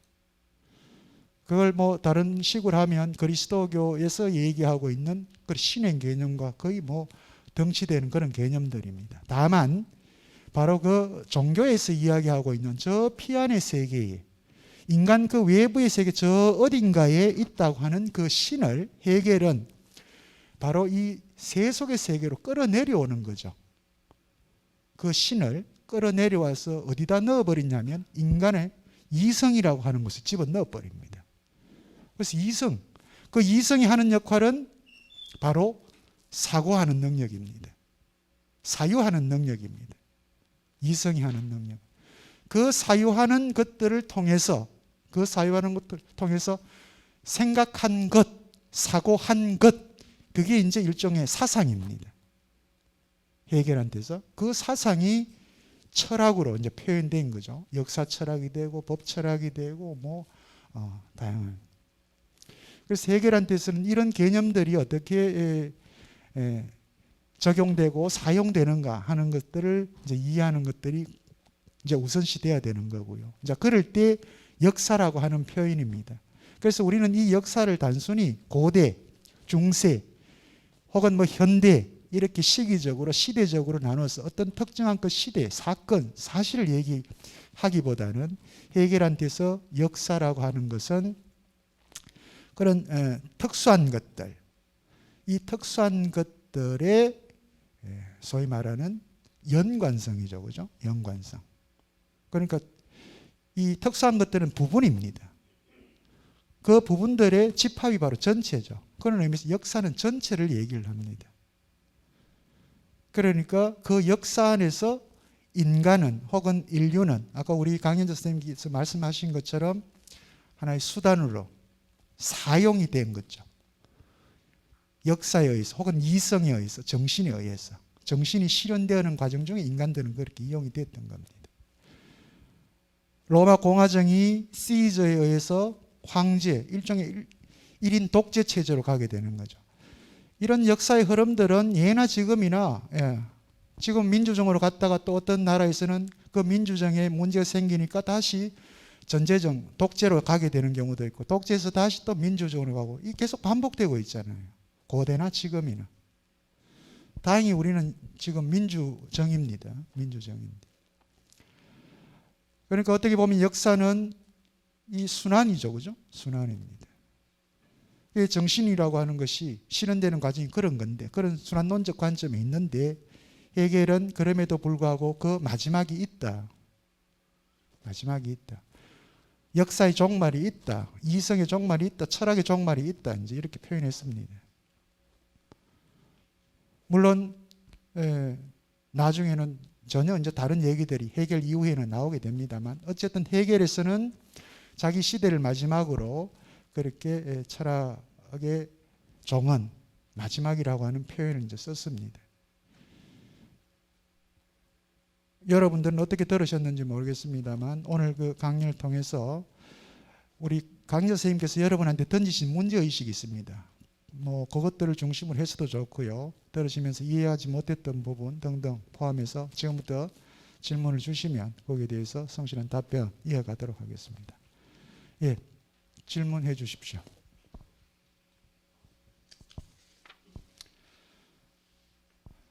예.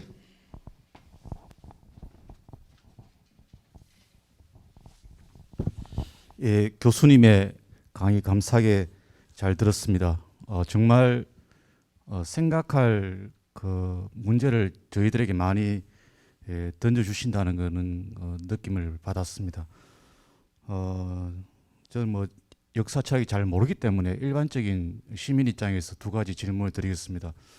첫 번째는 그 주변에서 이런 말을 하는 사람들이 많습니다.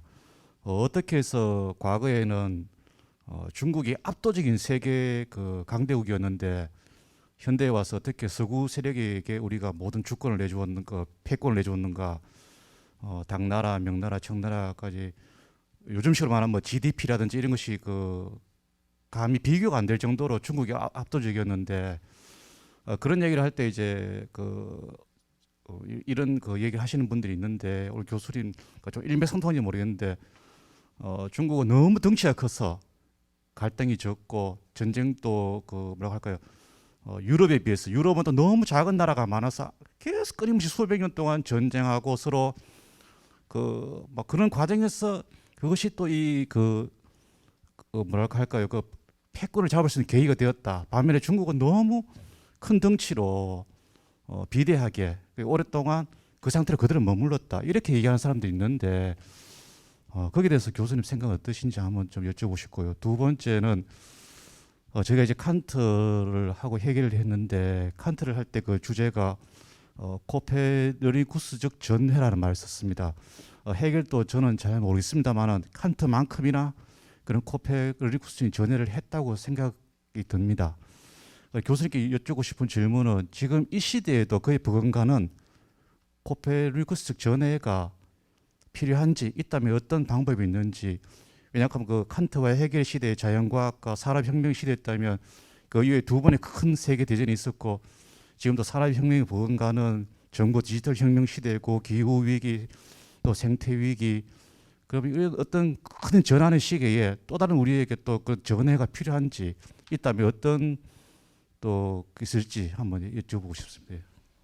예, 아주 좋은 질문 감사합니다. 두 가지 질문인데요. 뭐 분명하기 때문에 바로 답변하셔도 될 것 같습니다.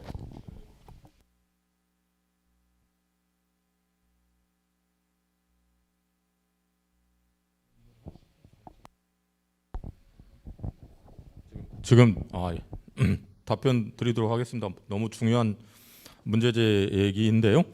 그런 문제 제기, 첫 번째 문제 제기와 연관해서 설명을 드리기 전에 우리 이재성 선생님의 어떤 설명과 관련해서 잠깐 또 제 설명을 하자면, 조선 사회를 어떻게 볼 것인가 하는 것은, 저는 조선 사회를 어떤 사회로 볼 것인가라고 하는 것은 한국 지성사와 현대사를 이해하는 제일 중요한 문제라고 봅니다. 그래서 아까 양반의 문제, 양반이라고 하는 존재가 갖고 있는 모호한 지점이 있는데요. 그럼에도 불구하고 아까 이재성 선생님이 잘 얘기했듯이 영의정은 직분이죠, 지위. 근데 직분과 신분이 일치하는 게 중세입니다. 제가 이해하건대 중세 사회를 신분제 사회라고 한다는 것은 사회적 지위나 직업이 직분이라는 얘기예요. 직업과 직분과 신분이 동일하다는 얘기입니다. 그러니까 농업을 하면 이게 직업인데, 이 농업을 담당하는 신분이 있는 거죠. 그래서 농업을 하면 자자손손 농업만 해야 됩니다. 그게 신분제 사회입니다. 그런데 한국은, 조선 사회는 절대로 그런 의미의 신분제 사회가 아닙니다. 왜? 농민도 과거제를 통해서 영의정이 될 수 있는 그런, 또 영의정이 되면 양반 행세를 할 수 있습니다. 그럼 양반이라고 하는 것은 모호한 지점입니다. 신분제적 요소가 있긴 있습니다. 왜냐하면 영의정 자손들은 늘 예를 들면 뭐 할아버지가 판서했다 하면서 행세를 하죠. 사회적인 양반의 행세를 할 뿐이지, 그런 양반이 중세적인 신분제처럼 그 신분을 어떤 세습할 수 있느냐, 그런 의미의 신분과는 완전히 상당히 큰 차이가 있다는 것을 한번 생각을 해 보셔야 된다는 거고요. 그 다음에 노비 문제도 아까 제가 노비와 노예가 같으냐 같지 않느냐, 이거 제가 굉장히 글도 좀 쓰고 그랬습니다만 다른 점이 있죠.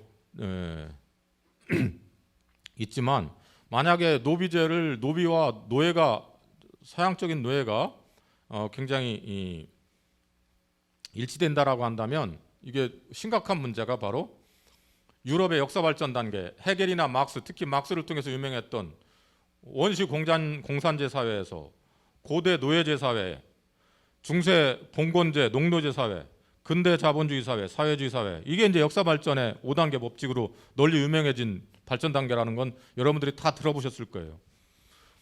그러면 노비가 노예라고 한다면 한국은 어떻게 보면 중세도 아니고 고대 노예제 사회처럼 느껴질 수도 있어요. 이게 바로 일제 식민지 시대에 일제 식민지를 정당화하는 그 지식인이나 일본 학자들이 집요하게 문제 삼았던 지점이기도 합니다. 조선은 봉건제도 없는 이상한 어떤 저발전 단계이기 때문에 일본에 의해서 문명화돼야 된다라고 하는 식의 주장을 했던 것인데요. 하여간 저는 그것을 절대로 찬성하지 않습니다. 그건 말도 안 되는 얘기고요. 그런 의미에서 노비와 노예의 존재 의미뿐만 아니라 아까 얘기했던 과거제를 통해서 어떤 사회적 직분, 지위와 어떤 사회적 지위와 신분이 일치되지 않았던, 그런 의미에서 사회적 지위 상승을 과거제를 통해서 허용했던 그런 의미에서 개방적이고 근대적인 사회의 면모를 동시에 가지고 있었던 조선 사회를 어떻게 봐야 될지라고 하는 것이 굉장히 오늘날 한국의 현대 사회를 이해하는 데도 가장 중요한 문제다라고 하는 지점을 제가 한번 말씀드려보고요. 또 붙여가지고 제가 무슨 역사학자는 아니니까요. 하여간 그래도 제가 하는 바로는 그렇습니다. 그것과 사실 미묘하게 중첩되는 게 지금 선생님께서 질문한 첫 번째 질문인데요. 맞습니다. 오늘날 이제 서양 중심의, 유럽 중심의 사유 방식에 대한 어떤 동요나 비판은 상당히 꽤 이루어져 있습니다. 그래서 조금만 관심이 있으면 한국에도 그 유럽 중심주의적 사유 방식에 의해서 서술된 그런 어떤 근대사나 세계사나 중국사나 동아시아사의 허점과 한계를 밝혀주는 굉장히 훌륭한 연구서들이 꽤 많이 번역되고 소개되어 있습니다. 다만 안타까운 것은 여기에 대한 관심이 상대적으로 한국에는 적고, 여전히 어떤 교과서적이고 주류적인 입장이 서구 편향적이다라고 저는 생각을 하고 있거든요. 그래서 그런 걸로 인해서 가려져 있는데, 지금 선생님께서 잘 말씀하셨고 제가 알고 있는 바로도 마찬가지 1800년까지 중국이 유럽에 못지않은, 혹은 유럽보다도 더 어떤 상업적, 경제적으로 어떤 부유함을 누렸던 국가였고요. 또 헤겔이 우리가 오늘 제가 말씀드렸듯이 사실 해겔이 아주 우리가 알고 있는 유럽 중심주의적 사유 방식을 가장 체계적으로 설명한 철학자인데요. 이 해겔조차도 역사 철학에서 뭐라고 얘기하냐면 당대 유럽 사람들에게 중국이 문명의 모델로 인정되고 있다라고 얘기를 하고 있습니다. 이것은 무슨 얘기냐면 사실 이런 것을 삭제하고 망각시키는데 가장 큰 영향을 주었던 게 해겔과 초기 막스 또 몽테스키에입니다. 그러니까 쉽게 얘기하면 우리가 유럽 사회 또 유럽 사회가 바라본 동양 사회의 관점을 우리가 그냥 사실 많이 흡수한 거예요. 그게 진리라고. 교과서나 이런 걸 통해서. 그게 바로 몽테스키에, 해겔 이런 사람들입니다. 바로 몽테스키나 칸트나 해겔이 늘 이구동성으로 뭐라고 얘기했냐면 중국은 영토가 거대할 뿐만 아니라 이웃에 적이 없고 전쟁이 없었기 때문에 자유의 정신이 드러나지 않고 질식되었다 라고 계속 얘기하고 있습니다. 거꾸로 얘기하면 동아시아의 중국 중심의 질서는 상당히 유럽에 비교해서는 엄청난 평화지향적이고 평화적이었죠. 전쟁이 거의 없었습니다. 사실은 조선의 임난 빼놓으면 조선에서도 동아시아 국제질서 속에서 중국의 주도권이 흔들리기 전까지 19세기 말까지 전쟁이 없었습니다. 200년 동안. 이런 어떤 지역적인 질서의 어떤 특성도 사실 동아시아적 특성이라고 볼 수 있고요. 그런 의미에서 동과 서를 비교할 수 있는 이제 시야를 우리가 가져야 되는데요. 그런 의미에서 제가 소개시켜드리고 싶은 것은 그래서 제가 오늘날 여러분들이 이게 굉장히 중국이 너무 미묘한 문제입니다. 정말로 한국 사회를 또 가르는 어떤 쟁점이지 않습니까? 중국을 어떻게 평가할 것인가? 여기서 제가 감히 말씀드릴 수 없습니다만 하여간 그래도 중국이 지금 미국과 버금가는 초강대국으로 부상한 것, 이것은 선생님이 말씀하셨듯이 이례적인 게 아닙니다. 그래서 많은 서구학자들도 그렇고요. 중국의 부상을 리라고 하는 어게인, 다시 재부상이라고 합니다. 그러니까 중국은 좋든 나쁘든 인류 역사에서 늘 사실 인류 문명을 주도하는 중요한 국가 중에 하나였습니다. 그것을 우리가 간과해서는 안 된다라고 생각을 하고 있고요. 저는 그 이상 제가 드릴 말씀은 뭐 많이 없을 것 같습니다. 촬영도 하고 뭐 그러니까 또 제가 알지도 못하고 그다음에 그래서 중국 문제가 참 굉장히 큰 쟁점인데 제가 조선을 어떻게 볼 것인가, 중국을 어떻게 볼 것인가라고 하는 게 이어지는 문제 아닙니까? 또 유교를 어떻게 볼 것인가, 공자를 어떻게 볼 것인가. 공자가 죽어야 나라가 사느냐, 아니면 공자를 다시 세워야 나라가 사느냐, 모를 일이죠. 저는 공자와의 대화가 한국 사회에서 아주 중요한 주제라고 생각을 하고 있습니다. 그 다음에 두 번째 시간 관계상 뭐 코페르니쿠스적 전환 얘기하지만 저는 여러 강연에서도 마찬가지, 오늘은 명시적으로 뭐 그런 얘기는 하지 않았습니다만 21세기 인류 사회는 저는 미중유의 위기의 시대고 그런 의미에서 문명의 거대한 전환의 시대라고 해야 되는 것이고요. 사실은 뭐 많은 사람들이 다 하는 이야기지만 문명의 전환 시대가 아니고요. 어떻게 보면 인류나 지구상의 생명 자체가 멸종되는 시기라고까지 얘기하지 않습니까? 인류세라고. 이 지구의 48억 년 역사 속에서 6번인가요? 5번의 대멸종의 시대가 있었는데 이제 6번째인가의 멸종의 시대가 바로 인간에 의해서 시작되었다라고 해서 인류세, 인간세라고 하는 지질학적인 용어가 지금 뭐 학자들 사이에서도 유행하고 있습니다.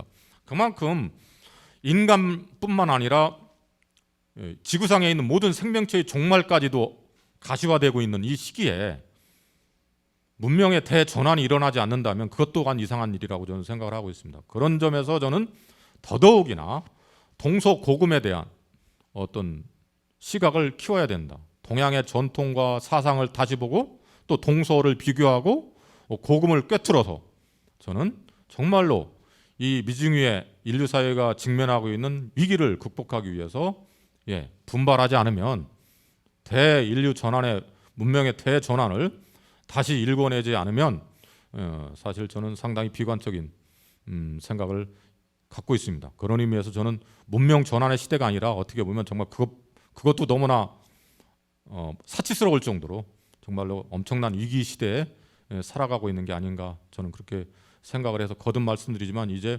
동서를 구분지어 가지고 공자는 나쁘고 뭐 저열하고 전 근대적이고 동아시아의 역사는 볼 거 없고 뭐 그런 식의 생각은 이제는 빨리 벗어나서 우리의 전통과 역사를 다시 한번 생각해보고, 또 서양에서 배울 건 배우고, 또 아프리카 이런 데서도 배우고 하는 그런 넓은 개방적인 마음 같은 것들을 우리가 갖춰야 된다라고 저는 생각을 하고 있습니다. 그런 의미에서 문명의 대전환의 시기, 위기의 시기라고 저는 생각을 하고 있습니다. 그런 의미에서 사실 이 정신의 화해하는 힘의 무한성에 대한 낙관적 믿음이 근거가 없는 것이고, 그런 의미에서 자유니 자율성이니 뭐 이런 것들에 초점을 맞추는 어떤 그런 사유가 과연 21세기에도 여전히 의미가 있을까? 저는 그게 아니고, 아까 네이버의 열린연단의 마지막 강연의 마지막 부분에서도 얘기했습니다. 저는 뭐 하는 얘기는, 저는 생명의 시대로 나갈 수밖에 없다. 저는 자유보다는 생명이 21세기 인류가 생각해야 될 어떤 화두가 아닌가, 뭐 이렇게 저는 생각을 하고 있습니다. 질문 감사드립니다. 예, 고맙습니다. 혹시 답변은 됐습니까? 우리 뭐 칸트한테서는 인식에 대해 전환이라고 표현할 수도 있고요. 헤겔은 그렇게 보면 역사를 이제 새롭게 인식할 수 있도록 역사에 대한 대전환이 있다. 우리 이제 오늘 강의자 선생님은 문명의 대전환이라 그렇게 표현하시네요. 혹시 방법론적으로 하나 제기를 할 수 있다면 뭐 어떤 게 있을까요? 문명 대전환을 위해서. 문명 대전환을 위해서 저는 역시 이 오늘 마지막 부분에서도 얘기를 했습니다만, 어떤 유대 사상가들의 어떤 통찰로부터도 저는 많이 배우고 있습니다만, 특히 이제 공자와 맹자의 어떤 생각도 주의 성리학을 통해서 많이 제 생각을 가다듬고 있는데, 저는 화두가 이미 얘기했듯이 저는 제가 최근에 또 그래서도 자율성에 대한 아주 나종석의 새로운 이론을 이제 써서 지금 발간이 됐는데요. 저는 돌봄, 그러니까 공자의 어진 마음이라고 하는 걸 돌봄의 행위라고 보고, 이 돌봄을 인간의 자유의 어떤 근원적인 터전으로 생각을 해야 된다라고 그렇게 한번 주장을 했습니다. 그런 의미에서 생명에 대한 보살핌과 돌봄이 저는 자유의 궁극적인 터전으로 재해석돼야 된다. 그것이 공자 사상 어진 마음 인의 21세기의 버전, 21세기적인 어떤 새로운 공자 사상의 모습이 아닐까. 그래서 공자를 재해석함으로써 문명 대전환의 철학적 사유의 어떤 터전을, 저는 생명에 대한 보살핌, 또 그런 보살핌과 돌봄의 활동으로서의 자율성의 어떤 재규정으로서 한번 이렇게 화두를 던져봤습니다. 관심이 있으시면 한번 찾아서 읽어봐 주시기 바랍니다. 감사합니다. 네, 고맙습니다. 뭐 요즘 많이 특히 응용윤리에서 많이 얘기하고 있는 것 중에 하나가 배려의 윤리라는 표현을 쓰죠. 배려라는 표현을 쓰는. 물론 뭐 이런 여러 가치들입니다. 자유의 가치든 자율의 가치든, 혹은 우리 선생님께서 말씀하시던 이 돌봄의 가치든, 우리에게는 여러 가지 고민해야 될 그런 가치들이 많습니다. 우리가 어떻게 살 것인가라고 하는 물음을 물었을 때는 항상 이 가치들을 어떻게 우리 안에서 그걸 이제 우리 선생님은 포괄적으로 생명이라고까지 이제 표현하셨기 때문에, 인간 이외에 모든 생명이 있는 것까지 다 이제 이 배려하고 돌보고, 그리고 존중하고 존경하는, 또 경이롭게 바라보는 이런 태도들을 이제 우리가 가져야 된다라고 하는 게 지금 뭐 선생님께서 말씀하시는 문명 대전환이 하는 방법론일 수도 있습니다. 옆에 계시는 여러분들, 우리 시민 여러분 각자가 다 소중한 분들입니다. 그들에게서 무엇 하나 배려하는 태도, 먼저 그들이 느끼고 있는 감정이라든지 이런 것들에 대해서 공감할 수 있는 능력 가지는 것, 이런 것들도 뭐 방금 우리 강자 선생님 말씀하신 것과 동일한 맥락이 있을 것 같습니다. 예, 또 다른 질문 있으면 받겠습니다. 혹시 질문을 한번 생각해 보시는 동안 제가 여기 온라인에서 온 물음을 먼저 소개를 해드리도록 하겠습니다.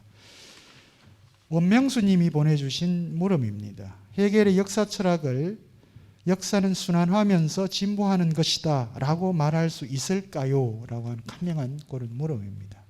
예. 예, 어려운 질문인 것 같습니다. 해겔이 과연 순환적인 해겔의 역사 철학의 진보 사관이라고 한다면 그 진보 사관에 어떤 순환적인 요소가 있느냐라고 하는 건 상당히 쟁점이 될 수 있고요.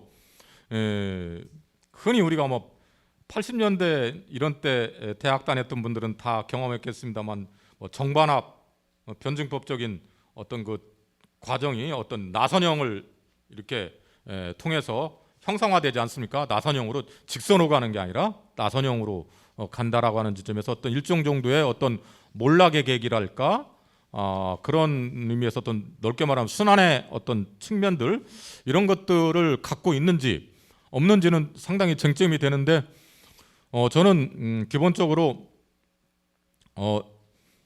그것 자체가 해겔한테는 닫혀 있다고 봅니다. 기본적으로는. 왜냐하면 아까 얘기했듯이 기독교의 어떤 종말론적인 구원사관 때문에 이미 이 역사는 근본적으로 예수의 죽음과 부활을 통해서 구원의 역사가 완성된 거로 해겔은 생각하고 있기 때문에 거기에서 무슨 어떤 전면적인 후진이라든가 어떤 그런 의미에서 어떤 순환과 같은 것들을 생각하기에는 상당히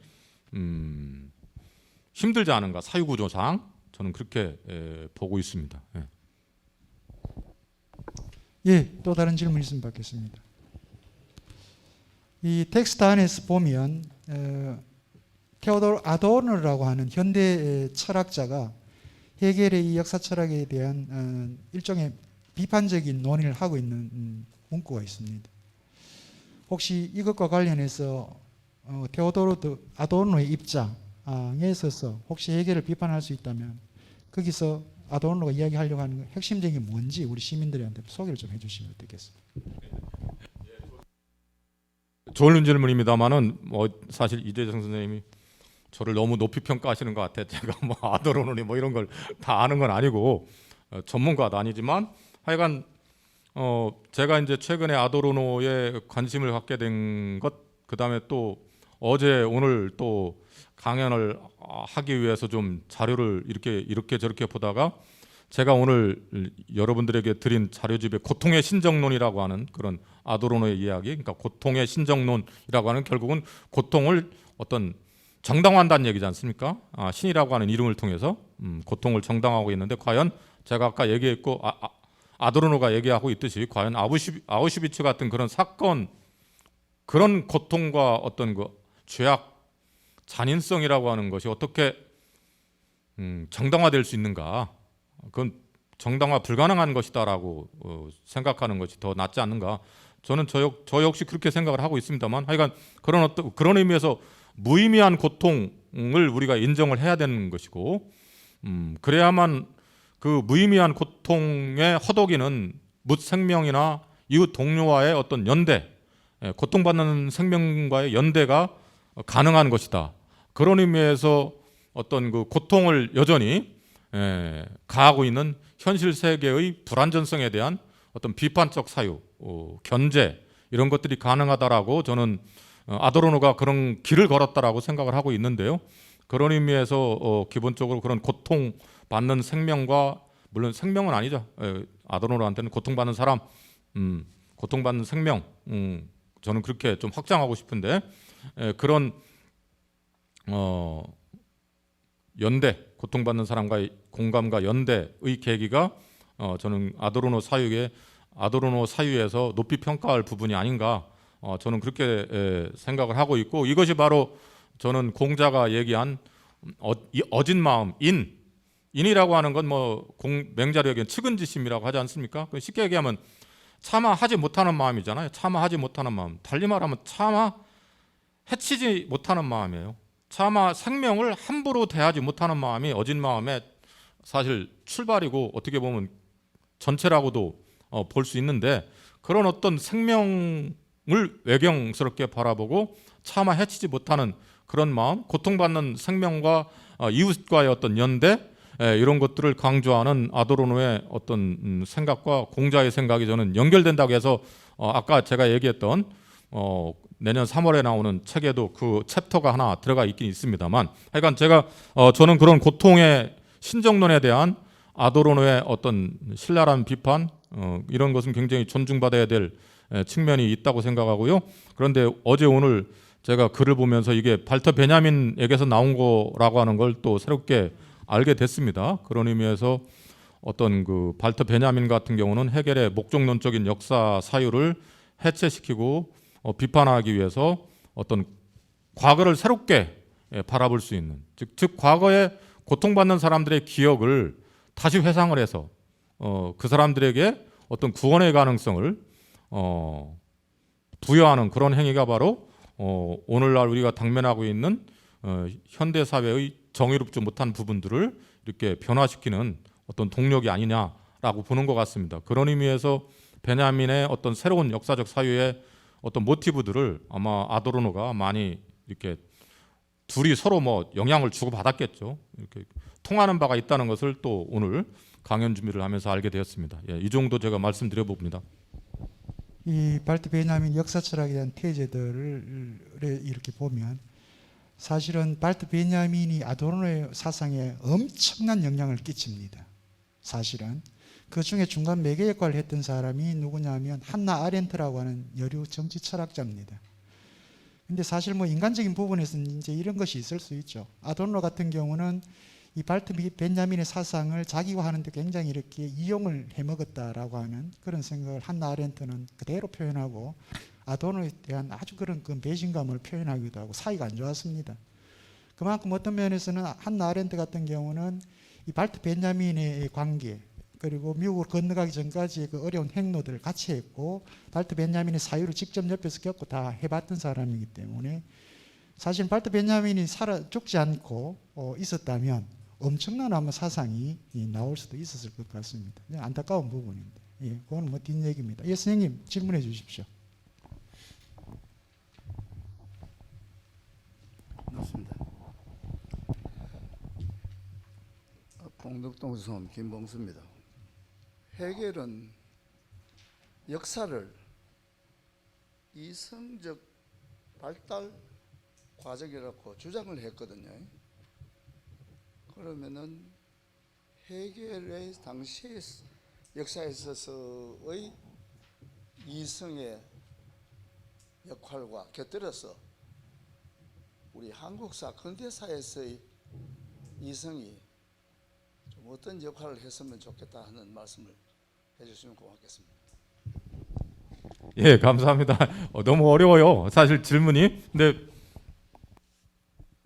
헤겔, 아까 제가 강연 과정에서 말씀드렸지만 헤겔은 뭐 역사를 통해서 신적 이성이라고 일컬어지는 이성이 관철되고 실현되는 그런 과정으로서 역사가 의미가 있다라고 본 거죠. 역사의 의미를 찾아본다라고 하는 것은 바로 이성이 역사 속에서 자기를 관철하고 실현해 나가는 과정이기 때문에 그런 것이고, 그렇기 때문에 이성이라고 하는 것은 역사가 도달해야 될 궁극적인 목적이고요. 그런 궁극적인 목적이 게르만 유럽 근대 게르만 세계에서 근대 국민국가를 통해서 보편적인 자유의 실현을 제도적으로 보장해 줬다는 점에서 일정 정도 역사가 완성되었다. 그런 의미에서 끝이자 완성으로서의 목적, 논적인 역사 철학을 헤겔이 구상했다. 이렇게 설명을 드릴 수 있을 것 같습니다. 그런 의미에서 헤겔이 얘기하고 있는 이성이라고 하는 것은 바로 자유에 대한 자유라고 얘기하고 있고, 자유라고 하는 건 결국은 또 아까 얘기했던 어떤 그런 인간의 보편적인 자유를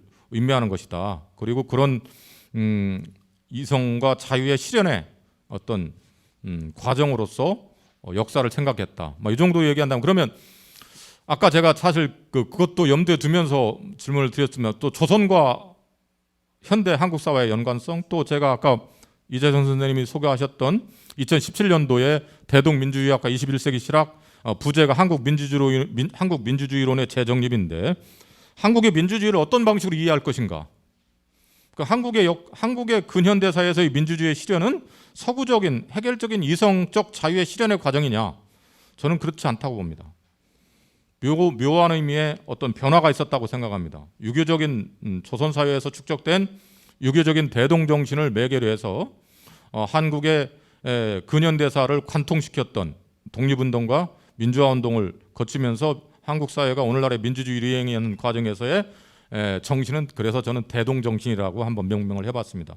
이런 의미의 대동정신은 해결적인 의미의 이성적 자유와는 중첩되지만 저는 동일한 것이 아니다. 저 그렇게 생각을 하고 있습니다. 그런 의미에서 거듭 한국의 역사를 어떻게 바라볼 것이냐에 대한 물음, 이거 한국의 민주주의가 어떤 방식으로서 실현되어 왔고 한국의 민주주의의 동력학이라고 하는 게 어떤 것인지 이런 것들을 성찰할 때 우리가 서양의 역사적인 모델을도 늘 염두에 둬야 되겠지만 동아시아의 역사적 경험 같은 것들을 또 염두에 두고서 사유하지 않으면 오늘날 한국 사회가 어떤 사회인지에 대한 제대로 된 인식도 가능하지 않고요.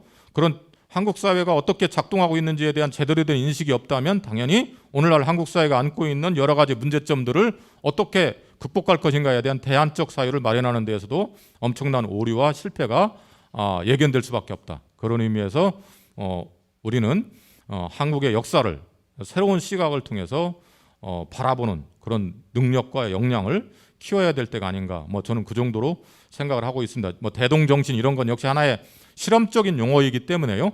여러분들이 진지하게 받아들여 주실지는 모르겠습니다만 하여간 저는 학자로서 그런 어떤 제언을 한번 해봤는데요. 한국 사회, 한국 지식인 사회는 어떻게 보면 참 그런데요. 아무런 반응도 없어요. 그래서 한국에서 지식인으로서 살아간다는 것은 상당히 고독스럽다. 고독한 어떤 그래 가끔씩 이렇게 이재성 선생님의 백군승 선생님이 저를 그래도 나름대로 인정을 해주셔가지고 가끔 이렇게 소중한 자리에 이렇게 초청을 해주셔가지고 제가 여러분들에게 말씀드리지만 사실은 저의 지적 작업에 대해서 사실 아무런 반응이 없습니다. 그래서 그렇지만 고독합니다. 그런 의미에서 여러분들 저의 고독을 이해해 주셨다면 고통받는 나종석과 연대한다는 의미에서 제 책도 많이 사주시고 또 많이 여러분들이 알려주시고 좋아요를 클릭해 주시고 하면 되지 않을까 그런 큰 힘을 얻을 것 같습니다. 농담 반 진담 반으로 드리는 말씀인데 정말 한국 사회에서 철학자로서 철학 연구자로서 살아간다는 것이 그렇게 참 쉽지만은 않습니다. 정말로 고독한 삶이 아닌가 이런 생각을 자주 해봅니다. 감사합니다. 최근에 제가 서울대 모 교수님으로부터 한국의 소위 말하는 학회들입니다.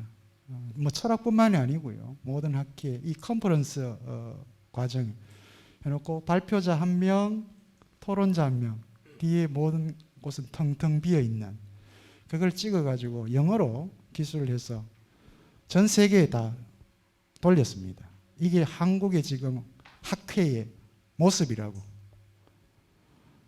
저는 그걸 받고 굉장히 부끄러움을 많이 느꼈습니다. 저희들이 대학 시절만 하더라도 그죠? 우리 선생님들 따라다니면서 학회에 뭘 하나 배우겠다고 그 어려운 시절에 80년대에 그 어려운 시대에도 그렇게 했는데 지금 학회에 가보면 아시겠지만 우리 철학뿐만이 아닙니다. 모든 학문의 영역이 그렇습니다. 텅텅 비어 있습니다. 이게 지금 한국의 모습입니다. 이거는 미래의 20년, 30년 뒤 한국의 모습이에요. 이걸 우리가 지금 빨리 좀 인식을 해야 되는데, 이건 정말 저는 그 글을 읽어보고 영어로 그냥 전 세계에 날려버렸어요. 그걸. 그러니까 외국에서 뭐라고 보겠습니까? 한국에 지금. 그리고 국제회의라고 한답시고 각 대학마다 무슨 연구단 만들어 놓고 이렇게 하는데 국제회의라고 하는, 국제학회라고 하는 것도 그 모양입니다. 이게 지금. 이 나종석 박사 고독할 수밖에 없습니다. 혼자 이렇게 열심히 연구를 하고 뭘 하더라도 우리 사회철학 연구에서 한번 이렇게 인정해 주는 것 외에는 어디에서 지금 답을 안 줍니다. 역사학계에서도 그렇고 동양철학계에서도 그렇고 이렇게 반응이 있어야 되는데 그 엄청난 연구와 작업을 이렇게 해놓고 있어도 그렇습니다.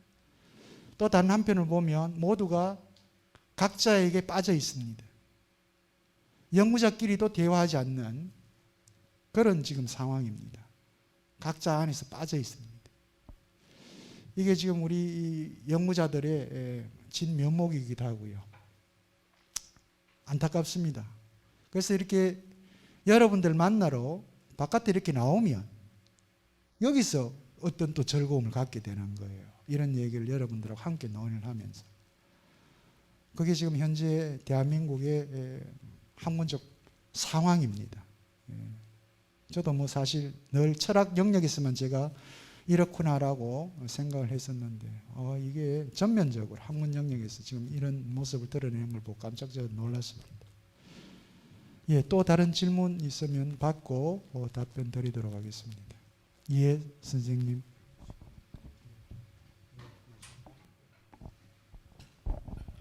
두류동에서 온 이영희입니다. 먼저 교수님께 감사하다는 말씀드리겠습니다. 저희 모교 철학은 시민 강좌입니다. 시민 강좌에 이렇게 성의 있게 교재를 만들어 주셔갖고 정말 감사했거든요. 저는 읽기도 벅찼거든요. 그래서 우선 교수님 만나면 감사하다는 말씀을 드리고 싶었습니다. 고맙습니다. 제가 드리고 싶은 질문은 두 가지인데요.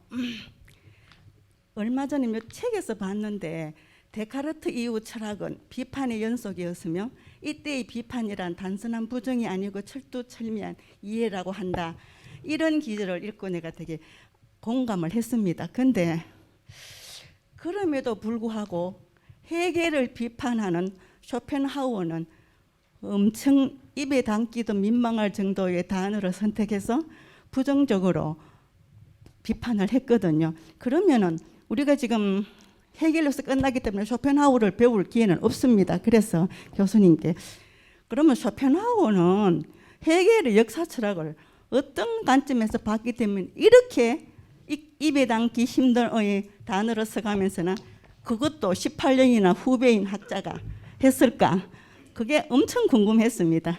그다음에 거기에 대해서 혹시 질문에 답해 주실 수 있으면 고맙겠습니다. 두 번째, 우리가 인문학에서 문사철이라 하면은 사회에 해당하는 게 역사학이잖아요. 근데 제가 그러면 역사학과 역사 철학은 같은 것인지 다른 것인지, 다르다면은 그 다름 어떤 게 제일 다른지 역사학과 역사 철학에 대해서 설명을 좀 해주시면 고맙겠습니다. 예, 이상입니다. 예, 고맙습니다.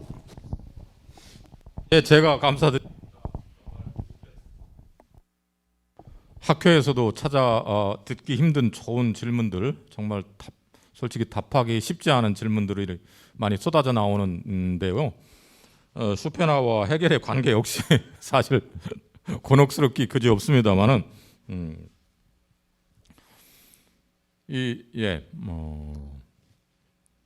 쇼펜하우어는 오늘 강연과 연관해서 보면 역시 헤겔과는 다르게 고통에 대한 감수성을 헤겔보다는 진지하게 고려한 사람이다라고 볼 수 있겠습니다. 그 다음에 또 하나는 흔히들 얘기하듯이 쇼펜하우어에 이르러서 사실 서양 철학에서 서양 철학 역사에서 처음으로 동양에 대한 불교라든가 동양에 대한 긍정적 수용이 일어났습니다. 사실은 서양 철학사에서 굉장히 이례적인 부분이기도 합니다.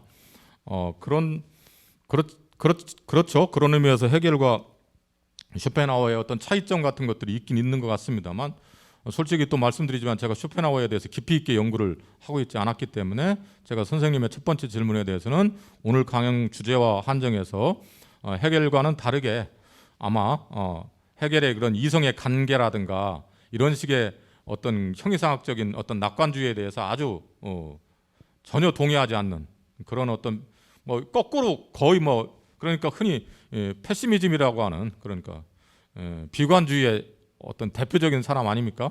쇼펜하우어가. 그러니까 그만큼 고통의 문제에 대해서 상대적으로 헤겔에 비해서는 진지하게 어떤 감수성을 갖고 있지 않았을까라고 하는 그런 정도. 그렇지만 이게 헤겔과 쇼펜하우어의 전면적 비교는 아니니까요. 그 다음에 또 하나 두 번째 질문과 관련해서 대답 드리기 전에 오늘 제가 하는 말씀은 온라인이나 이런 것에도 되는 것 같은데 굉장히 부담스러운데요. 솔직히 그리고 왜냐하면 제가 말씀드리는 것은 다 제 개인적인 것이고 그리고 시간의 관계라든가 또 제 인식의 부족 때문에 어떤 전달력 같은 데서 늘 어떤 한계가 오기 때문에 어떤 오해의 소지가 있을 수 있는데요. 그런 의미에서 가급적 넓은 마음으로 오해해 주시 마시고 이해해 주십사 하는 그런 말씀을 꼭 드려보고 싶고요. 또 그래서 두 번째 역사학과 역사철학 흔히들 문사철이라고 하는 용어를 통해서 보듯이 이건 문학, 철학, 역사 이거 보니까 분과학문 아닙니까? 그러니까 근대의 학문이 어떻게 보면 분과 학문 시스템으로 되어 있다라고 하는 것은 근대 학문 시스템의 어떤 모습이고요. 우리나라 지금 현재 대학도 지금 그런 식으로 분과 학문 체제로 이렇게 되어 있죠. 국문학 교수 있고 철학 교수 있고 역사학 교수가 있고.